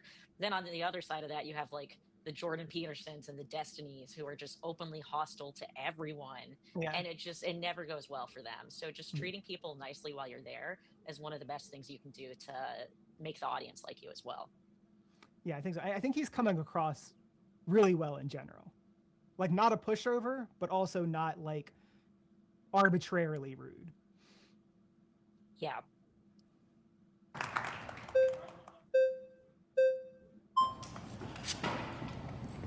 How's it going, dude? What's your name, sorry? Hey, my name is Fode Sella. I am a Fode Sella. Yes, sir. I'm a Sierra Leonean professional boxer. Cool. I simply just want to have a conversation. Some of the best boxers are vegans, aren't they? Oh no, they're not. David Hay, Brian Jennings. 2. Yeah. That's 2. Akali. Akali, that's 3. How do you know these vegan boxers? I don't know. That dude said no, and then he named 3 off the top of his head. He's like, that's just 3. That's amazing. Okay, Ali, Frazier. I could name you an entire bunch of given boxers. the population of vegans. Yeah. What's your point? That those 3 either won world championships or competed for them. First of all, David Hay is a bum. Okay, most current fighters that everybody knows here. Who here knows David Hay? Anybody? I don't. Who knows Mike Tyson? There you go. That's the point. Continue. Wasn't Mike Tyson vegan for a little bit at least? I feel like I remember that. Oh really? Oh wait, why does that ring a bell for some reason? Plant-based, I would say. Yeah. I can't imagine he was ever vegan. I mean, he did bite someone's ear off. No, I'm saying, given the proportion of the amount of people that are vegans, and given how these people were vegan in the 2010s, I think it's phenomenal that these three were some of the best boxers in the world. Novak Djokovic, the best tennis player in the world, is vegan. Yes. Lewis Hamilton, the best Formula One driver, is vegan. Okay. In my view, the best drummer, Travis Barker, is vegan. All these people are vegan. The very best in the sports and athleticism, are they not? Also, it sort of ignores it, right? So I'm not interested in sort of going tit for tat and going who's the best boxer in the world. I think some of the best boxers in the world are vegan. I think those three people would, take you on any day, if you don't mind me saying so. You're sleeping on me. Here's it was like an insult, but he can't get mad about it because of the way it was delivered. Yeah, he's very good at being playful. I think that level of like that kind of ribbing is like what you see like with your bros, I feel like. And I feel like the way he did it, he is creating that vibe that like, oh, we're just like we like known each other forever or whatever. And that's, I think, pretty disarming. When I first heard he was going to be in the middle, I was like, no, I want it to be someone I've like heard of, like Joey Carbstrong, Earthling Ed. But now I'm like a Jack stan, so I'm here for it. I'm not going to lie too. I think when I heard philosopher, I kind of assumed like less social and emotional intelligence from him. And I assumed he wouldn't know anything about nutrition. Yes. Yeah. But he definitely, he did his homework. He came prepared for sure. The main thing, right? We think that dog fighting is bad, don't we? Yes, we do. So what happens when we kill the dog, we eat its flesh, and then we fight? Is that wrong as well? What do you mean we? I don't speak French. Whoa. I've never thought of it like that. That's an interesting one. Done that. So I've never seen anybody that does that either. A chicken? A pig, a cow, a chicken. But you're saying that in such a Western term. What's the difference? The difference is one we raised as a companion and the other one we raise as food. And that makes the moral difference. Why? It makes a moral difference because I need to feed my kids. Again, do you think cockfighting's bad, having two chickens with razor blades on their legs? That's not what you asked. You asked, is it a problem to raise one as so we agree that or companion? We agree that harming animals for sport is bad, and therefore, if we think that, it would translate to us harming animals for our own sporting excellence, wouldn't it? No, it would not. Why? It would not because of the feeling. You're coming in from a very emotional what does that mean? Point of view. I'm not emotional at all. You're very emotional. You keep a very... Oh my God, they always do this. Meat eaters freak out, and then they accuse you of being emotional. Yeah. The side-by-side here, too, of like this guy definitely being more like animated while he's like super calm is pretty good. I've never heard it framed that way. That was kind of interesting. Where, with like the chicken fighting, like that's a sport, and so if you're doing it for sports performance, that's also doing it for sport, which is like an interesting. I feel like I have to sit with that for a second and think about it, but that is it's not something I've heard before. My first instinct is like no, but then I'm like, okay, I guess it makes sense. I feel like most meat eaters are not going to resonate with that at all. Yeah, it is interesting though, because I feel like this guy said a couple things that I've never heard before, and I literally feel like I've heard every vegan counterpoint there is. And so like some of this is like kind of like, it's surprising to me that he's like bringing up a couple like novel things to me. He's giving us a new evolution in our vegan debating journeys. Stoic face, but you're very emotional on the inside. There's nothing wrong with emotions. Emotions are evaluative things, aren't they? Oh, I guess if you see the world, you're ignoring the main point. We both agree that harming animals for sport is bad, but you're happy to do it. Did I say I was happy to do it? Well, you're on the meat-eating side, aren't you? Of course I'm on the meat-eating side, okay? Because I come from a world that's realistic. I come from a continent that needs meat. So Carly, Brian Jennings, and David Hay are all living on the moon. Oh, great. There's one or two people you can name out of 1,000. I'm not even into boxing. I know the names. 3 of them. Anybody here knows those people's names? No, just because you know something does not mean the whole world. Competing it for. They're one world champion based off Have you heard of hundreds Novak Djokovic? Of course I have. Okay, that's interesting. He's probably the best tennis player in the world, isn't he? Oh, he was one of the best tennis players in the world. Have you heard of Mike Tyson, Muhammad Ali? Imagine if he had a stake, he'd probably stay the best tennis player in the world. Why not? But let's get back to the actual The actual thing is we think that the vegans compete at the highest level alongside the non-vegans, but the non-vegans, they engage in something which we think is morally wrong, which is harming animals for sport. Agreed? No, not at all. I love the way you put things together. Your accent makes it even better. But plain fact. So he's like, I completely disagree with you, but I still have to compliment you. Plain fact is, I find it quite... Are we flirting? Is it... Maybe we get a drink after this. Just go right now. All right. But it's quite concerning, and I have to get a bit serious about this. Yeah, go ahead. You come from a place, I believe you're British, correct? Yeah. A place that's very greenery. And I come from greenery? Yes, meaning there's a lot of plant space in that region. What do you mean? Is there a bunch of trees, so on and so forth? Yeah, probably I might be wrong. Probably just. Britain's one of the most deforested countries, right? Because they cleared all the land for sheep and cows. Oh, okay. I didn't know that. Which is the US. True, but again, let me finish my point. Sorry, I was clarifying. Come on. I come from a continent that has a place called the Sahara Desert that a lot of people depend on me. And you saying that everybody should aim to be. That's important. Yes. Yes. Again, let me finish, my guy. Aim to be vegan. I think it's very unrealistic in a sense. That's the realistic part. Should aim to be. Not that everyone has to be vegan and there is no circumstances when you can't kill an animal. It's the most sensible claim you could hear. Everyone should aim to be. Yes, but there's something called somebody just reading a book continuously and having fantasies and the world we live in. Are you saying I just read a book and have fantasies? You come off as that. Why? I've worked on farms. Great. But have you lived in a place that people depend on me? Have I lived in a place where people depend on meat? Yes. No. Have you seen that's my point. But the reason a lot of these people depend on meat, again, as I mentioned earlier, is because in 82% of the countries where they're starving, the main produce, which is the plant-based agriculture, is fed to the animals and prices out the local population. Countries like Sudan, countries like Ethiopia, those countries have some of the highest. Where is Sudan located? In Africa. What part of Africa? On the east coast of Africa. Sub-Saharan, right? Yeah. What happened to majority of those countries that cannot grow plants? You would leave them to depend heavily. What do you think they're eating? They're eating camels. Are they not? Sorry, Sudan. Are they? Is that common? I have no idea. It's like this turned into a geography quiz. I know. Yeah, he is getting this guy is just getting backed into corner over and over again. And the minute this guy really has his I think it's smart the way he does this because he brought it back to the people living in specific countries. He knew this was gonna come up a lot because I feel like this is oftentimes where the non-vegan tries to sort of flip this moral high ground thing where it's you don't actually care about people. You want people to starve. And he already has it locked in, actually, it's the opposite we of could that. feed more people. For every 100 calories of plants we put into a cow, we get 2 back. It's just wasting food. Mm-hmm. One of the biggest livestocks in the whole of Africa, and the animals there are eating camels. Did you hear me say that?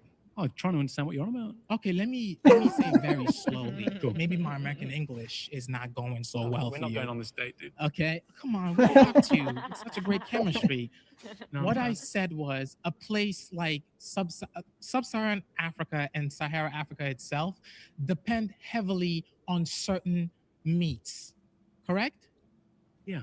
And you cannot grow crops in those areas. You're not discriminating my claim. Force those areas to depend on plants. I'm not doing that. We agree. I don't understand what the difference is. If you're living in freaking Greenland or on the North Pole, you can grow plants there either.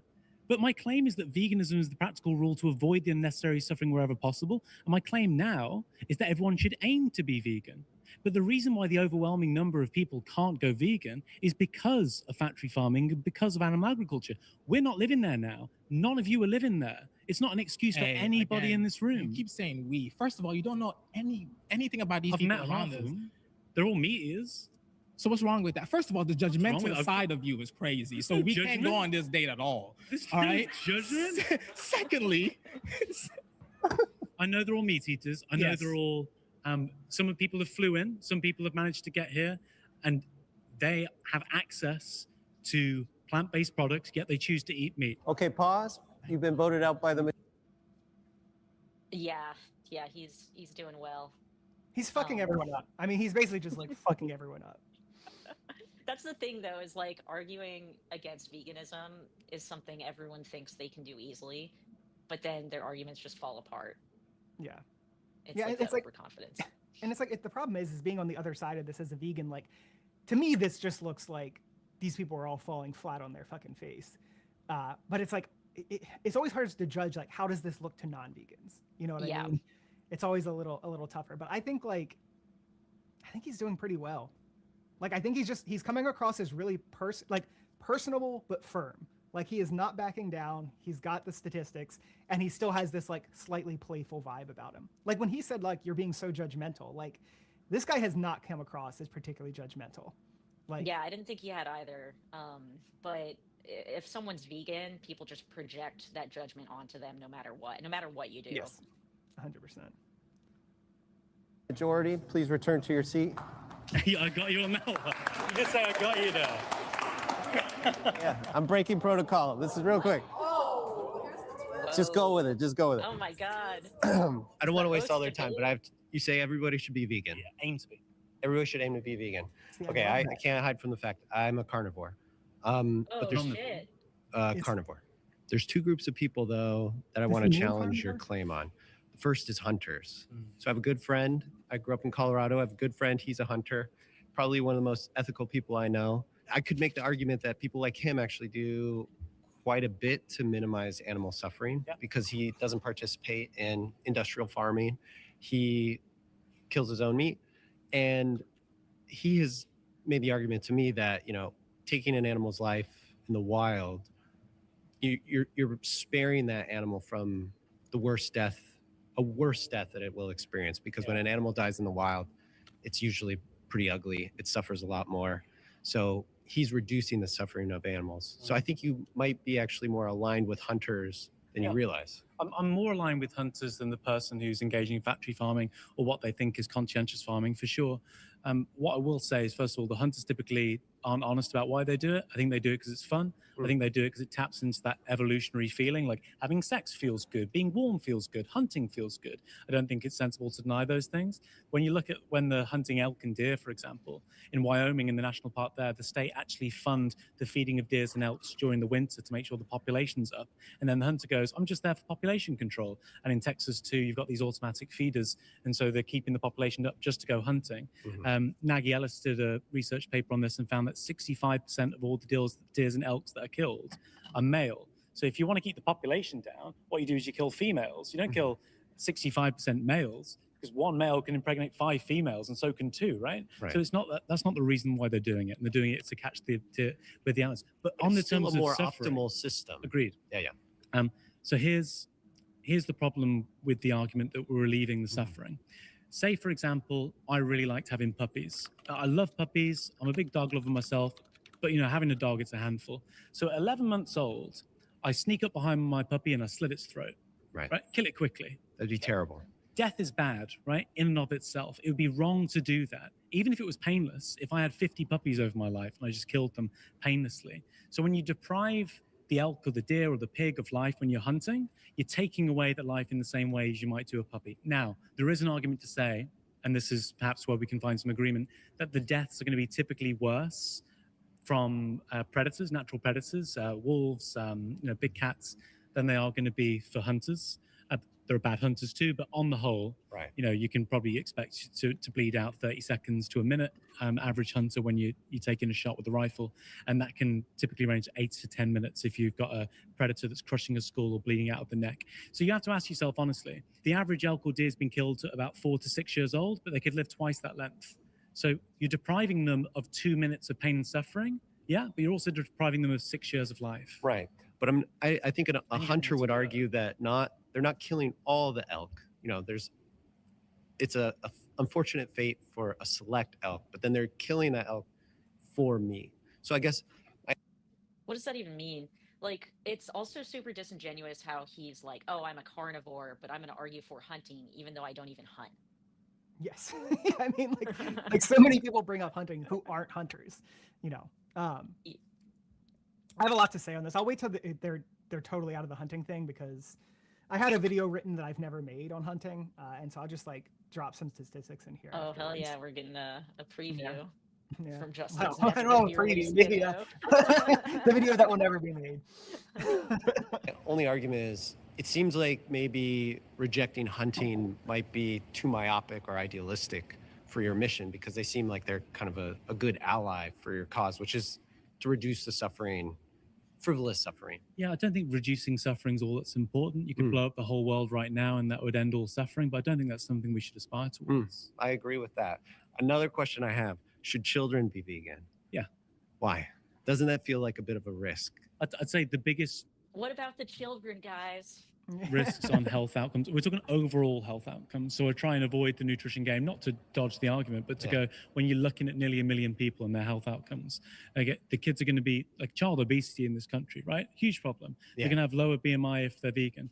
They can get all the nutrients that they need on the vegan diet. They're less likely to develop these cancers. And, well, it seems obvious that that's something they should be doing. So you're saying I should take the bacon away from my daughter? Yeah, definitely.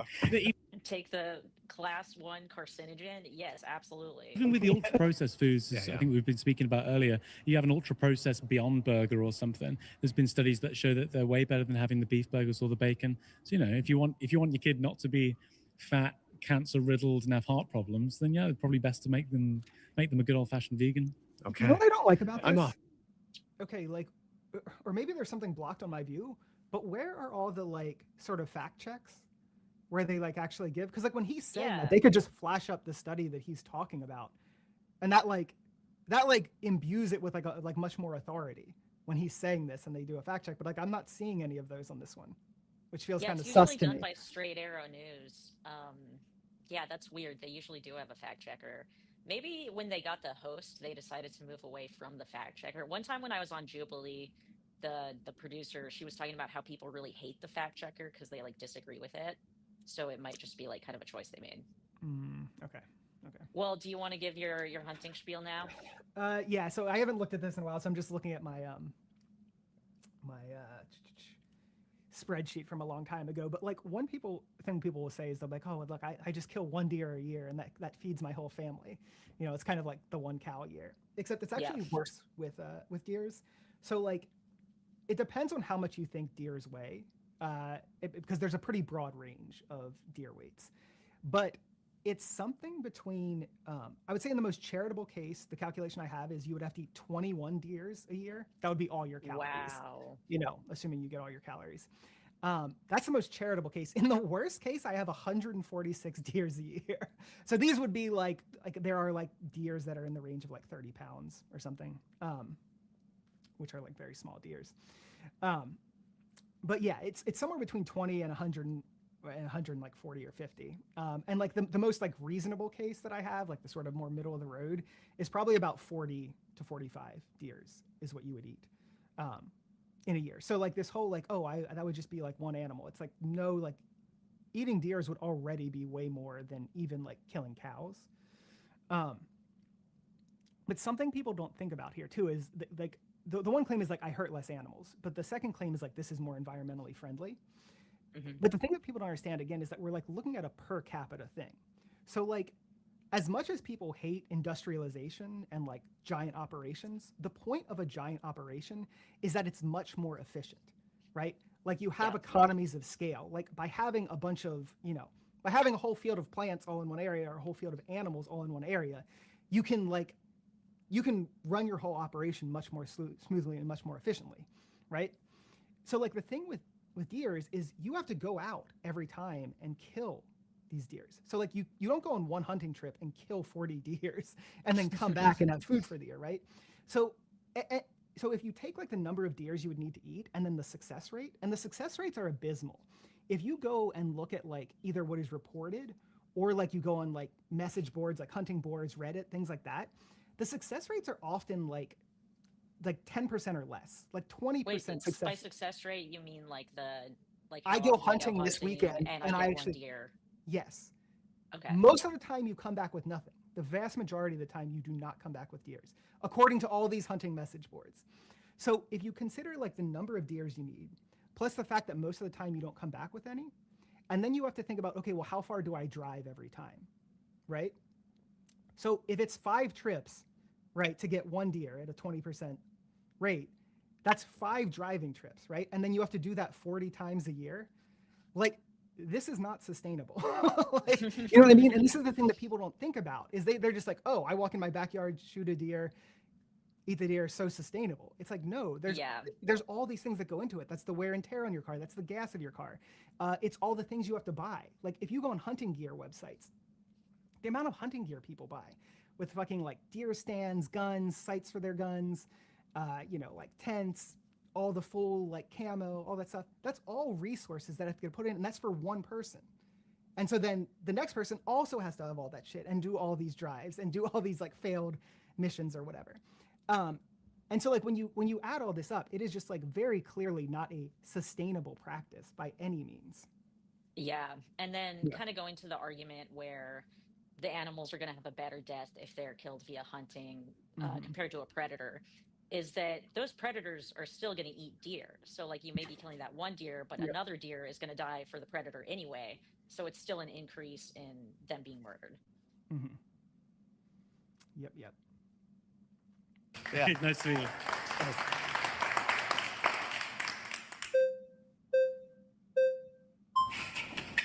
Hey, we meet again. Hey, Dr. Jack. Good to see you again. Sorry, we didn't get a chance to. Let me hear some of your views a bit more this time. Thank you very much. Thank you. So I'm a Greek Orthodox Christian. Nice. We spend 2/3 of the year as vegans. Nice. But I have no issues with anything that you're describing, but I'm also not motivated by the same sort of like singular motivations.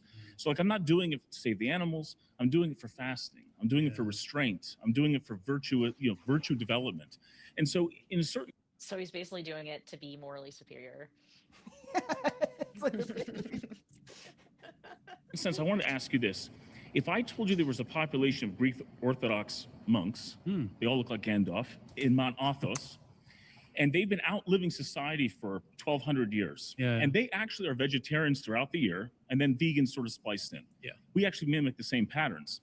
But, you know, it's just it's so ironic to me that their goal is to pursue virtue, and as a result of the second, third, fourth order effects of that, they save a lot of life around them. Yeah, great. And what I've also noticed, a lot of vegans who seem to put and elevate the animal at the top seem to get everything sort of off balance. Doing that though. Like, for instance, Christspiracy. Ever heard the documentary? No. The guy basically claims that Jesus came to save animals. Now, that might have been a third, fourth order effect. Humans are animals.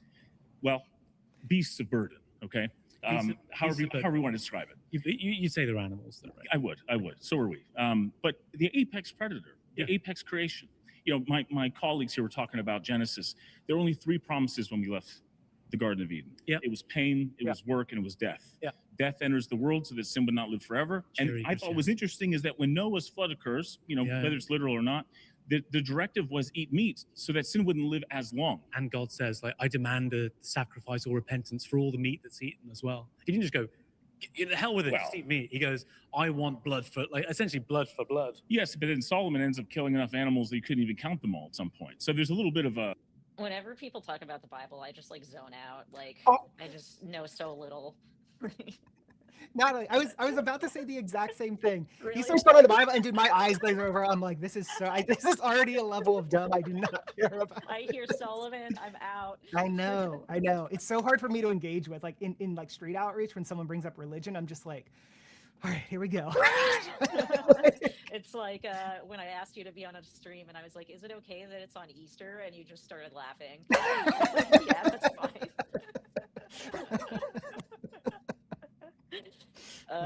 Confusion there. He's not too happy, is it? But I'm just saying, though, is that I agree that there's this aiming, but I also think you have to be careful as to what you're aiming for. Yeah. And so I don't think we're aiming for macronutrients. We're aiming for a better world. Yeah, can I ask you about St. Augustine of Hippo? I assume you're familiar with his work, 6th century. The guy who tells us it's original sin and really makes it a thing in the He's more of a Latin group of people, but that's fine. Keep going. He says we're naturally predisposed towards lying, cheating, stealing. In the atheistic tradition as well, Thomas Hobbes, English philosopher, 17th century, he says our fundamental nature is a war of every man against every man, and life will be nasty, bruised, and short. That's our natures, right? It's an apex predator. But we know that we shouldn't lie, cheat, steal, and we shouldn't just engage in wars, even though that's in our nature. We've been doing it for a long time. So the Christian view, we should transcend that. But the main thing is, even if you didn't buy these like vegan Christian arguments and you thought, again, we spoke earlier, God creates the world perfectly, vegetarian, it'll be vegetarian at the end of time. So I think that's a really strong argument. I also think that angels mistreating humans is bad. I'm sure you'd agree, so it would translate there. I think those are 2 really strong arguments. But even with those, you'd go, okay, it doesn't seem like the naturalistic argument gets you there either. Could I just argue, though, that there's kind of a false dichotomy? It's like, unless you're a billionaire, you're impoverished. And what I'm saying is that I think people are sort of on a spectrum of that sort of wellness, virtue sort of line. And so, you know, I think we're still winning the war here against, let's say, unnecessary suffering or triviality. I think pretty much it's unnecessary. Not just for the animals as well, right? We're stewards of the earth. Sure. So when you've got 91% of all deforestation because of the cattle industry or because of animal agriculture, when 80 to 90% of all species are going extinct because of animal agriculture, that's WWF and the UN. But 99% of all species have already gone extinct to this point in human history. Yeah, but the main history, right? and the main driver being the consumption of animals, the destructions of the ocean. I think the Christian has a huge responsibility to be a good steward and not do those things. Would you agree? Well, I would say that, rain can cause floods or it can be essential for life. And I wouldn't fight floods and get rid of rain. We still need the rain. So what I'm trying to say is I still feel like the suffering argument from before is kind of still applicable now, which is that it's inevitable and it's essential. It's not inevitable and it's not essential. I don't know if that's true. Come to my ER. Well, I mentioned a second ago the Christian advert. I've mentioned this a bunch of times. The University of Oxford study, 500,000 people. I think that's really strong evidence to say you don't need it. I wrote a book on the topic. I think you're right. The point is, the difference is that the aim has to be right. The aim has to be right. Hey, Dr. Jack. Pause. You've been voted out by the majority. So it's interesting. He said, we said it was inevitable and what else? And necessary. He didn't say necessary, but like it fell into the normal, natural, necessary thing, the classic and then I guess what's the fourth one? Nice. Nice, yeah. The four main justifications for oppression. And he's just saying them there. It's like, yeah, we know it. We know the pattern. Nothing new. Nothing new. Okay, how much longer do you want to keep going on this? Whatever you want to do. That guy was just like he's horrible. he's all over. He's like says almost nothing. A lot of words come out without a lot of meaning. Yeah. Okay, I can probably go. I'm flying today, so I got to get ready for my flight and stuff. Maybe like another 15. We'll try to make it through the next prompt, but I don't know if we quite Whatever will. You want to do. Awesome. Majority. Cheers. My next surrounded claim is that factory farming is one of the worst moral atrocities in history. All right. If you would like. That one of is doing a lot of work there. Because if he didn't have that, people would lose their minds. To debate this claim, get to the chair in 3, 2, 1. Hey, bud. How's it going? Hey. All right. What's your name, sorry? Gerard. Nice to meet you, Gerard. Okay. I've seen this guy in a bunch of them before. He was on the Jordan Peterson one. He was on the Mehdi Hassan one, where he was one of the conservatives, but he was one of the more reasonable conservatives who was like, these far right people are kind of being unhinged, but he's pretty good at debating, so I'm excited to see him. Okay, so you said one of, so I just want to get the ranking system down here. Okay, so we're going to have Holocaust up here. Is factory farming better or worse than the Holocaust? I don't want to play top trumps with the worst things happened. I'm saying one of the worst things that's happened. Well, I'd like to know though, like where, because you clearly have some metrics. Do you want to hear the reason? Do you want to hear the reason and then you can respond? Well, I want to know the ranking. So we have Armenian genocide, we've got Holocaust, where are they at? I'll give you the argument. I'll be quick and you can come straight back. So there are around 80 billion cows, pigs, chickens, turkeys that are slaughtered every year for human consumption. When it comes to fish, it's in between 3 and 10 trillion. The difficulty in getting the fish is for every pound of fish you catch, you get about 3 to 5 pounds of bykill. So we're talking trillions and tens of billions. But it's not just the non-human animal suffering, which is bad. Obviously, factory farming has huge impacts on people. Earlier on, we were speaking about how 30 to 60 million children die of starvation each year, 82% living in countries where the majority of the produce is fed to non-human animals. It's also true, and I'll just give you one more example, of diseases too. According to the World Health Organization, 75% of all emerging diseases are zoonotic. Zoonotic diseases such as Ebola, swine flu, arguably COVID-19 on the fence. Okay, let me go through bird flu as well. So you've got tens of millions of deaths, hundreds of millions of deaths of human beings and the climate destruction too. First you started with the numbers of death of animals, right? Like that's a relevant metric for you. How many deaths of cows is equal to the death of one Jewish person in Auschwitz? Give me the number. Jesus Christ. Wow. I think this is for the non-vegan, I think this is like, it is a reasonable line of argument given what the prompt was. Like, the professor, like, I mean, he's teeing him up for this, you know what I mean? So like, I think this is like, I think this is a reasonable thing to ask. Okay. And a good thing rhetorically. Okay. I think out of nowhere it would be, but I think given that the professor set this up as like one of the most, moral atrocities or whatever the thing was, it's like, I think it's reasonable for him to ask like something like, well, give me some sort of comparison here. Like, what's the general whatever? Yeah. Well, because you said, I asked you why it was bad, and you said because the number of cows that are slaughtered every year. So I'm asking you, what's your ratio? Like, how many cows dying is as bad as someone getting gassed in Auschwitz? Well, can we extract the Jewish birth analysis? I'm just using, I'm using the worst atrocity I can think of. Well, I don't like to play into the Are you cool anti-Semitic. how about the Armenian genocide? Can we talk about that one? How many cows are worth a human being? That's I think a human being is significantly more valuable than a cow. How much? Why? Because a cow lives for 20 years and a human being will live for 70 or 80 years. So a cow is, or 4 cows is roughly very utilitarian. I'll say 1,000 cows. Yeah, definitely utilitarian. I guess the reason I didn't like Mr. Gerard's question is because yeah, I don't like putting value on life in that way. Like it just feels like so calculated and weird to me. But I think the thing is he recognized it. Like this guy described himself as a utilitarian, yeah, which means that he does put value of life in that way. And so he's like, okay, defend your particular your normative ethics, basically. Yeah. Yeah. Yes. 1,000 cows is the worth of a human being. Is all human beings? It's just an arbitrary number. What? So wait, he said 1,000 cows is equal to 1 human. Mm-hmm. Okay. You're being arbitrary. You're not locked into some sort of metric. No, I don't know how many cows. No. Well, but you seem to be very confident that factory farming is bad because of the numbers, right? That's the very first thing. Yeah, of human beings as well. I'm saying. Yeah, but I'm saying if you don't care about hold on, you're being disingenuous on the human beings. So imagine right now. A number. Now let's be. No. Imagine a world where I can create factory farming where no humans die, but the animals are still going to die. That's not what's happening. You're not going to be okay with that. No, right? I'm not going to be okay. Right, because it's not about it's unnecessary. Because it's not about the human being. Unnecessary. Right. So let's focus on your actual objection.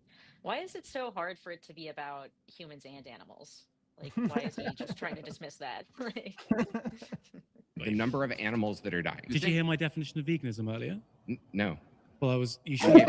But anyways, I gave you one definition, and I said that veganism is an ethical rule to avoid products and practices that cause unnecessary suffering to animals. Human beings are animals, so I do care about human beings. Right, but you don't care about human beings above and beyond cows, except I guess you do 1,000 to 1 ratio. Why wouldn't I put human beings in there? Well, human beings are animals, but they're good. They're the only ones I care about. So I do care about human beings. Well, you care about some animals.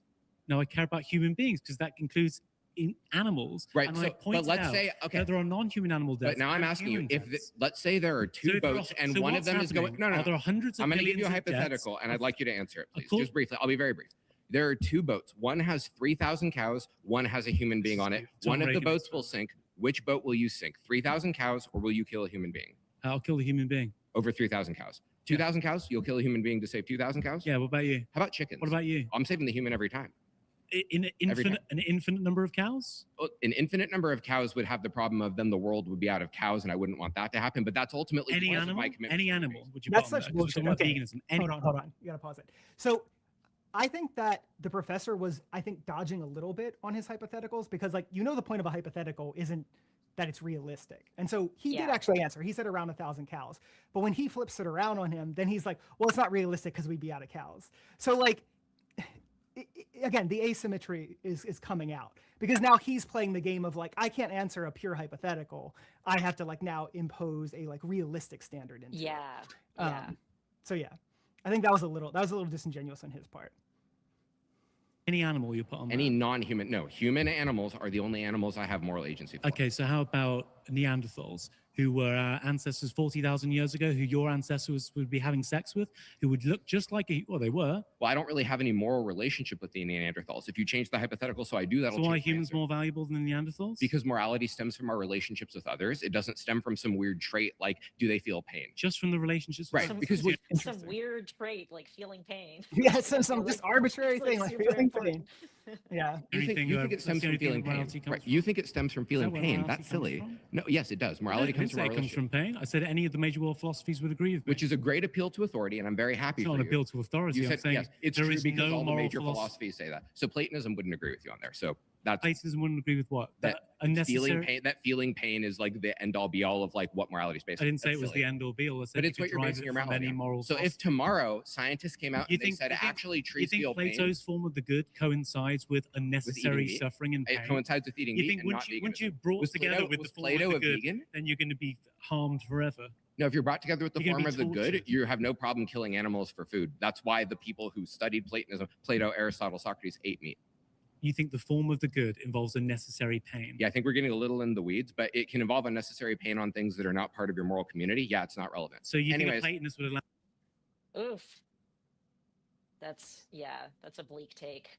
I think like, see, this is the thing. The professor said he was utilitarian in the beginning, and so like, I think he is dodging a little bit here. If you take the fact that he's utilitarian, and then he said the thing about cows, and then he also is like, the prompt is about it being worse than atrocities. Like, I think he should have been prepared for this question. Yeah. Because this sort of line of questioning is like, to me, very predictable if you give people these three things.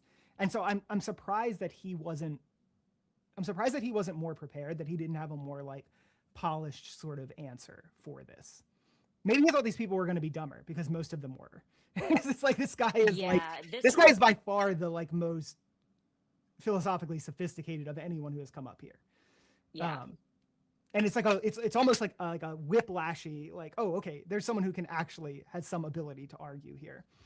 Yeah. Yeah. The other thing, though, I was watching Jack's YouTube videos, and I feel like he was doing some of these calculations in it. So I don't know if it's that he wasn't prepared, or if it's just like Gerard's just pretty good. Mm-hmm. Extreme suffering for trivial pleasure. Not for no good reason. No, that's going back to your first claim that it's trivial. Me eating is not a trivial pleasure, but I'm going to try to stick to. I'm going to stick. How is it not a trivial pleasure? If how is it not plants could feel harm? How is it not a trivial pleasure? Hold on, you can't just interrupt me to keep the conversation. I've answered all of your questions. You have not. I'm actually trying to ask you one. I'm asking. If tomorrow it came out that you asked me several. If it came out tomorrow that trees can feel pain 5 times as strongly as animals, would you say we can't eat trees? Plants can feel pain 5 times as strongly as animals. He said if. He's giving him another hypothetical. Oh, okay. What he's trying to basically test is the thing you care about is like pain and sentience, in other words. Okay. Well, yeah. He just got voted out, so that's good. It is funny to me because like, as someone who is like into debating, he to me is by far doing the best, but it's like, to me, these dummies don't understand that he's doing better than them. They all think they can do better. Yeah. Meanwhile, he's just like bodying everyone else, just like embarrassingly. This is by far the most interesting point of the discussion for me, like, because all the other ones are just like common fallacies and just like empirical like ignorance, basically. Whereas this one has an actual like interesting philosophical character. Pause. You've been voted out by the majority. Please return to your seat. I would. Okay. Thank you. Thank you. Appreciate it. Does this the one where they go at the end and they talk specifically more with one person? Yeah. Okay. I wonder who he's gonna pick. Let's see. How's it going, buddy? What's your name? I'm Dave. Yeah, hopefully he picks that guy. That would be interesting. That would be Nice to meet you, David. Jack. Right? How you doing? I'm good. So, you mentioned that you see killing animals and meat eating as trivial pleasures, correct? Yeah. So I just wanted to ask you, are you religious in any way? The religious would say I'm not, and the atheist would say I'm not an atheist either. I'm what you call a pantheist. I believe God and the world are identical. And obviously the Christians, the Jews, the Muslims have told us that that's not Abrahamic. And the atheists would say it's ridiculous to call the world God. So I'm sort of religiously homeless. But I consider myself to be a pantheist and a religious believer. Okay, no problem. Trivially speaking. Okay. I'm personally Christian. Hey, so, great, cool. Yeah, so I wanted to say that killing animals, it's not something that's binary. It's not something that's a trivial pleasure. That's something that you keep mentioning. That do you believe in the Bible? Yes. And in the Bible, in Genesis, it mentions that animals, they were created for humans to consume. Genesis 1:29, the first teaching on it, God gives human beings a strictly vegetarian diet. God also says in the Bible, in Genesis, that animals are meant to be consumed and killed by people. After we sin. So God creates the world, Genesis 1:29, he says we're allowed to eat fruits and trees that bear seeds. Then the original sin, i.e. evil, enters the world. And at the end of time, Isaiah 11, the lion will eat straw with the ox. So it's almost as if on the Christian tradition, the whole world is sandwiched together in veganism. God creates the world perfectly. We sin and live in sin, and at the end of time, we're brought together with God in vegetarianism again. Okay. Yeah, I feel like that's what Christspiracy was talking about too. Mm-hmm. Yeah, we're probably the wrong people to talk about. I know, it's like I just don't. I don't have a lot to add here. I'm like not the. Dude, the Christspiracy video I did was one of like my highest performing videos from a view standpoint, and it was like I don't know. It was like it was a video I felt like I had to make. I was like, I guess I got to make this video. And it ended up like getting more views than any other video, and I'm like, fucking of course. Like this video that I don't really have that much interesting to say about. Yeah, it's always the stuff that we don't care about that does well. Yep. Yep. I was saying, so you should be a vegetarian. It's not exclusively. It's not exclusively vegan. I'm not going to be a vegetarian. It is vegan. It's exclusively vegan. Genesis 1:29 is vegan. Noah's Ark was made for a purpose, correct? Right. So Noah, he was brought to Earth. He was brought punishing human beings for their sin. Okay. And he punishes the animals. He was brought to Earth, and he was creating a ship, and he made all these animals come on a ship for them to survive and carry out their life. Yeah. Receiving all those nutrients from the animals, receiving all the benefits. And, you know, they have side products too. They have byproducts, right? Animals that create all these, as you say, it's meant for trivial pleasures. They create a lot of byproducts that are helping with medicine. Yeah, that's a different. That are helping with clothing, on the Christian argument. God did create the world vegetarian. Because you keep mentioning that all these people are dying because people are eating meat, correct? But people are also surviving because people are eating meat. I think the trade-offs for eating meat and why did God create the world that way? I don't have all the answers. I'm not God. I'm not God. And God had to create perfect world. I'm not God. That's not the basis of my argument either. I'm just saying that animals have a lot more benefits as opposed to negative. I'm on your. I'm telling you right now. I'm on your side. I'm on your side. I'm saying animals have a lot more benefits as opposed to negatives. And you're talking about it's if God created the world it's not trivial. That's from a very like binary sense of thinking. If God creates the world perfectly and then we sin, definitionally, it's worse to eat meat than not to eat meat. But there's a separate argument as well. You spoke yourself about utilitarianism, correct? Yeah. Is it not benefiting a greater number of people to eat meat, to consume meat, and to have all those byproducts of meat to help many people with medicine, with clothing, with it destroys different types of food? It destroys wildlife. Is it not better? We're supposed to be have all those of the earth. to have all those products as opposed to not. We're supposed to be stewards of the earth. No. It's like he hasn't been listening the entire time in this debate. He did bring up an interesting point though here, is that I think that he is this guy I think is a little more sophisticated than most of the people here, because one, he called him like a utilitarian and then like challenged him on his own values. Again, like the empirical thing here of like this being better is extremely dubious, you know, which is what he's saying. But he did bring up something interesting, which is that like he's challenging the claim that like eating animals is always trivial, because he's saying that animals also have byproducts, and some of those byproducts are used for like he didn't say this explicitly, but what he's implying is they're used for like medications and medical research and stuff. And so like therefore this isn't necessarily just a trivial thing, which is I think is like it's the only challenge I've heard to the trivial thing that even like makes any sense. Yeah. So kind of interesting, but again, this is those byproducts are coming at the cost of like obviously sentient beings getting killed and massive environmental damage. And also it's not clear that the counterfactual isn't the case where we can get these similar compounds from plant byproducts and things like that. So just an interesting thing he threw in there that like no one else has really mentioned.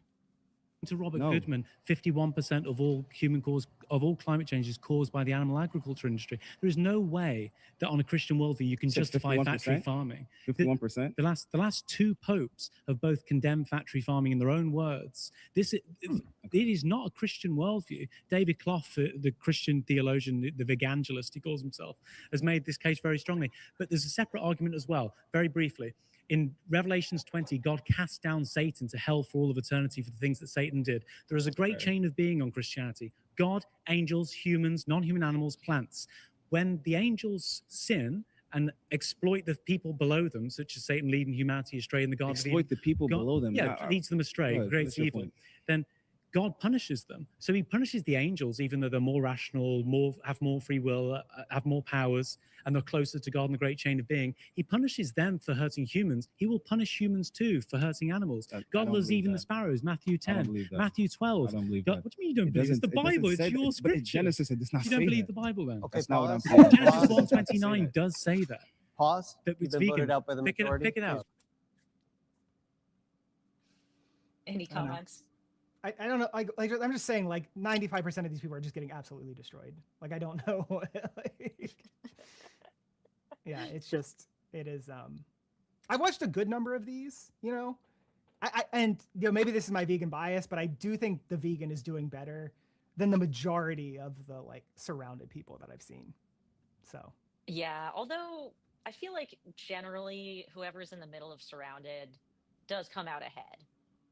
Not always, right? Jordan Peterson's. Yes, that's the one I was going to say. Like, dude, you got embarrassed.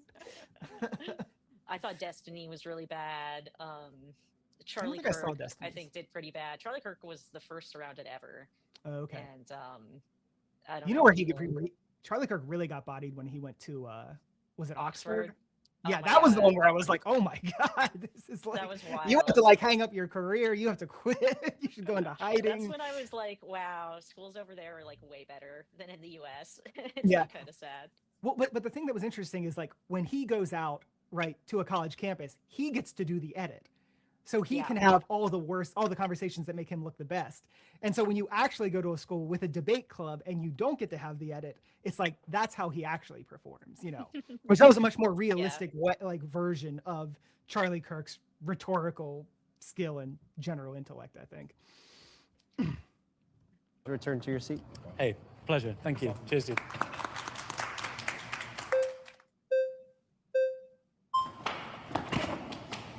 Yeah. You've been making a lot of movement back there. You seem excited. What's your name, sorry? St. John. St. John. That's an interesting name. You know, you were talking about how, you know, God made the idea of making it a vegetarian diet. What introduced the world to sin was Eve eating a fruit. Classic women. Oh. Wow.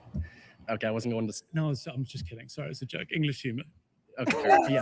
So it was an apple, or at least that's what we say. It was a fruit. It could have been a watermelon. It could have been a pineapple. We're not told. Yeah, but as far as we know, it was a fruit that, you know, when Eve ate it, introduced sin into the world. Yeah. So, like, you could say that, oh, yeah, God didn't want the whole just to only eat meat. But it's one of the fruits is one of the reasons that sin was introduced into it. Temptation, fruit, and sin. So he's making the argument that veganism is bad because Eve ate the apple, which is a vegan food, and that's what sent the world into sin. Dude, I fucking hate. I haven't heard that one before. Yeah, it's a metaphor, though, isn't it? It's an allegory. It's not actually a real. It wasn't Adam and Eve, and they didn't eat a real fruit. If you think that they did, you know, the point of God picking out that fruit was to say, you know, don't rebel against me like Lucifer did, right? He's saying, you will do better. You're made in my image, imago Dei, here on earth, reflects my goodness. Okay. So, but as I was saying a moment ago, Genesis 1:29, he creates the world vegan. God's perfect. God is the greatest of all conceivable beings. And so definitionally, if you think God is perfect and created the world perfectly, then being vegan or vegetarian is morally superior on the Abrahamic worldview, well, excluding Muslims, because they have a different creation story. If you're Jewish or if you're Christian, then that would hold. I also want to ask, you have been a... no response to that. Just, just conceding that point. Okay. Yeah, you got nowhere to go. I've lost count. Maybe 16, 17 years. Okay. And I believe that a majority of the ancient philosophers, they look at it through a human perspective, not an animal perspective. Yeah. And they are not... Yeah, they also thought that women didn't count as people. Like, what's your fucking point? necessarily thinking about the animals. It's not because they don't care about the animals. Obviously, life is important. But at the end of the day, at the social hierarchy, the more superior and more capable being trumps over, say, a cow and a chicken. Like, yes, you know, cows and chickens are cute and all. Sorry, I'm not playing footsie with you. No, you're good. But yeah, but the humans are the dominant species, top of the food chain, dominate. And there's also the philosophy, I don't remember the exact name of it, but that life consumes life. And it's not through anything malice, but it's rather just to help, you know, sustain us, because there's a lot of... So this commits, and we heard a version of it earlier on, but your girl was just, you know, I don't know what she was doing. Plants matter. It was the naturalistic fallacy. David Hume in the 18th century says, explanation and observation aren't the same thing as justification. For example, evolution by natural selection dictates that we have a biological drive towards having sex and reproducing. But what it doesn't do is give us a drive towards consensual sex and non-consensual sex. But we'd both agree that consensual sex is more moral than non-consensual sex. So therefore, we should take that drive and do otherwise. If you want to go the evolution route, then there's a lot of animals that have also evolved over time to be better hunters. You've been voted out by the majority. I'm sorry, that was fast. All right. I mean, yeah, I don't know. Like, none of these people are not bringing their A game. I just no. Do you feel like he explained the point there, the philosopher that he just made? Do you feel like he explained that well in a way that most of the audience would understand? Because I felt like that was Which point? I don't know if I even got it. Yeah, well, see, that's what I'm saying. The point he was making is that like a description doesn't equal prescription. So just because something is a way doesn't mean it's good to be that way. So like in evolution, basically, the drive is to survive and reproduce. So there is selective pressure to actually like lie to people, to hurt people. There's all sorts of selective pressure to do bad things. So just because like that is a description of evolution doesn't mean evolution is prescriptive, right? That doesn't mean just because something is selected for doesn't mean it's a good thing. So like we had selection pressure to lie to each other. That doesn't make lying good. And that was like the point he was making, but like I don't think he made it in a way that would like the audience or really anyone actually got what he was saying. Yeah, I mean the guy he was talking to clearly. Yeah, I mean that guy didn't get anything. I mean, he didn't get much. You're all good.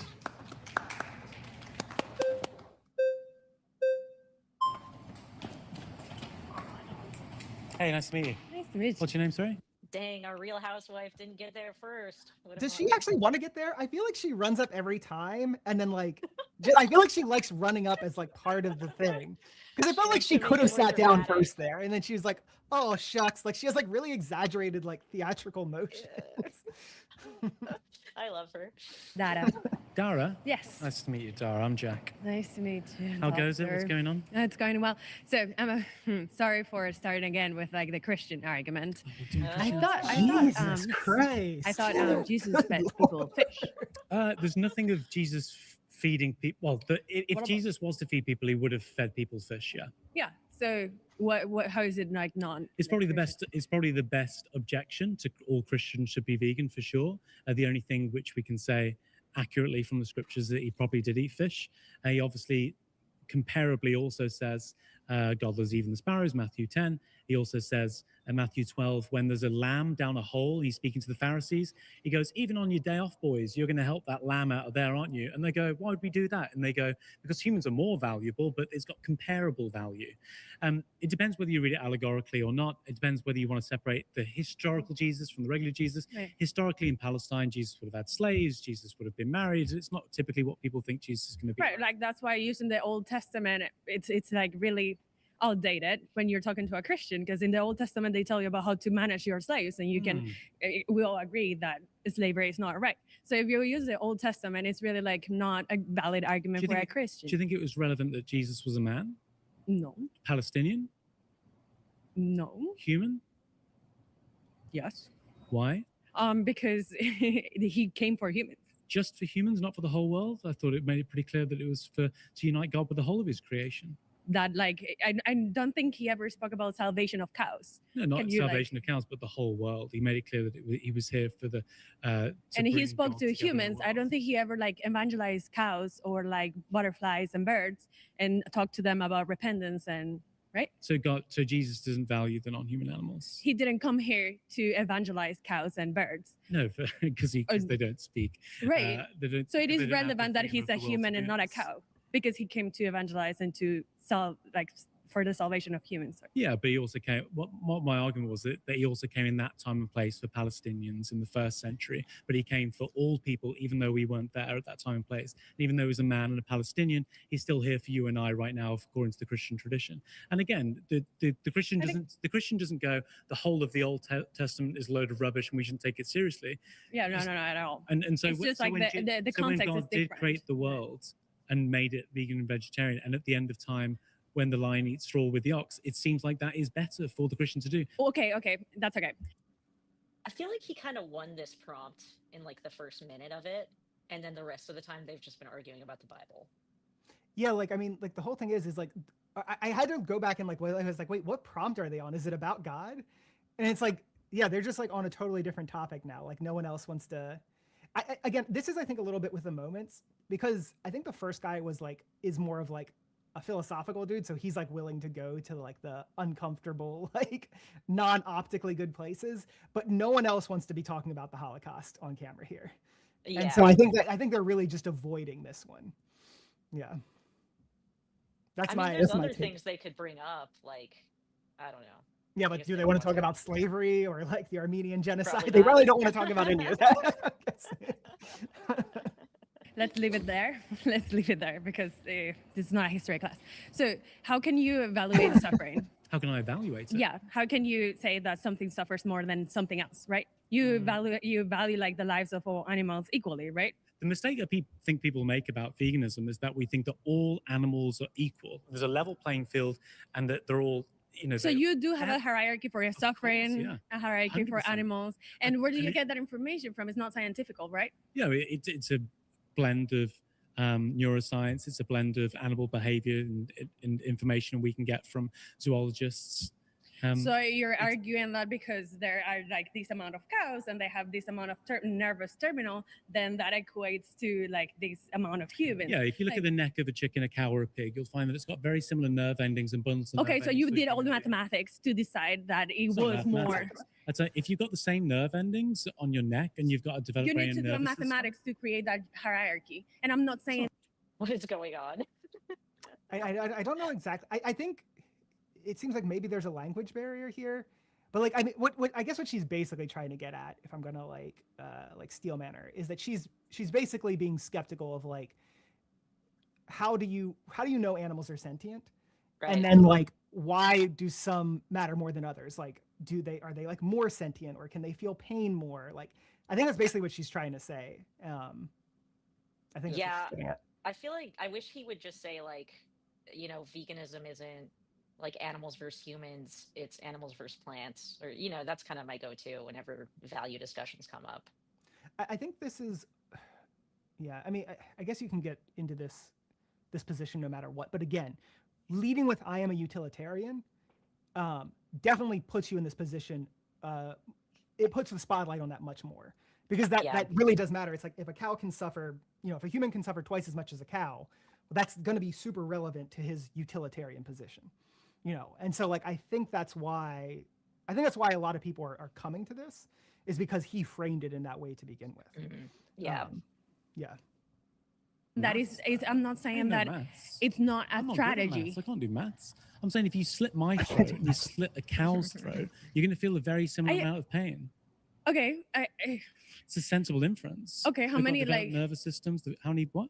How many like nervous systems? Like how many nervous? Like why like nervous terminals? Well, how are you comparing that? How do you know? How do I know? Because you that the cow and the chicken and the. Well, I don't know about you either.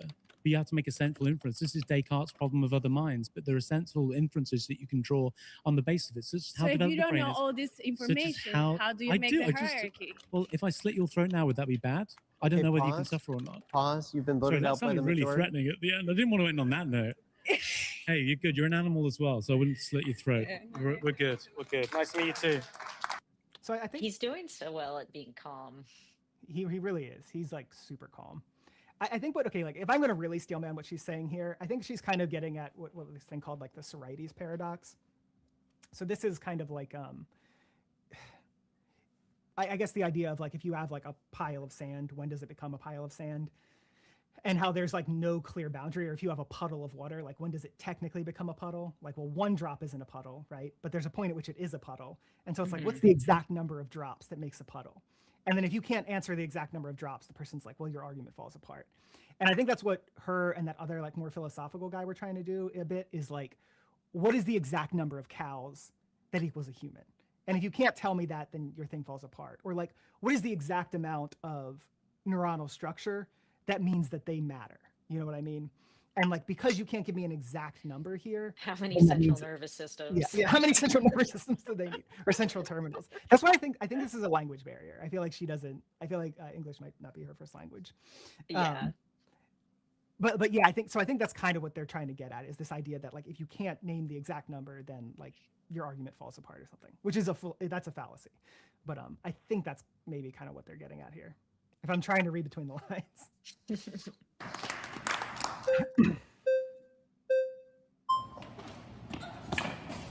Hey, dude. Nice to meet you. Oh my God, you're so right. She is just doing that to be dramatic. Doesn't it look like that? She like stood up, like not moving as soon as that guy started. Yeah, she's like, oh no. Oh, that was so good. What's your name? Vidor. Vidor. I like your shirt. Thank you. I like yours too. Oh, thank you. I got long, so It's like a very strange shirt to compliment. It's just like a very normal shirt. You mean the black T-shirt that he's wearing? Well, because he was like that red shirt. Yeah.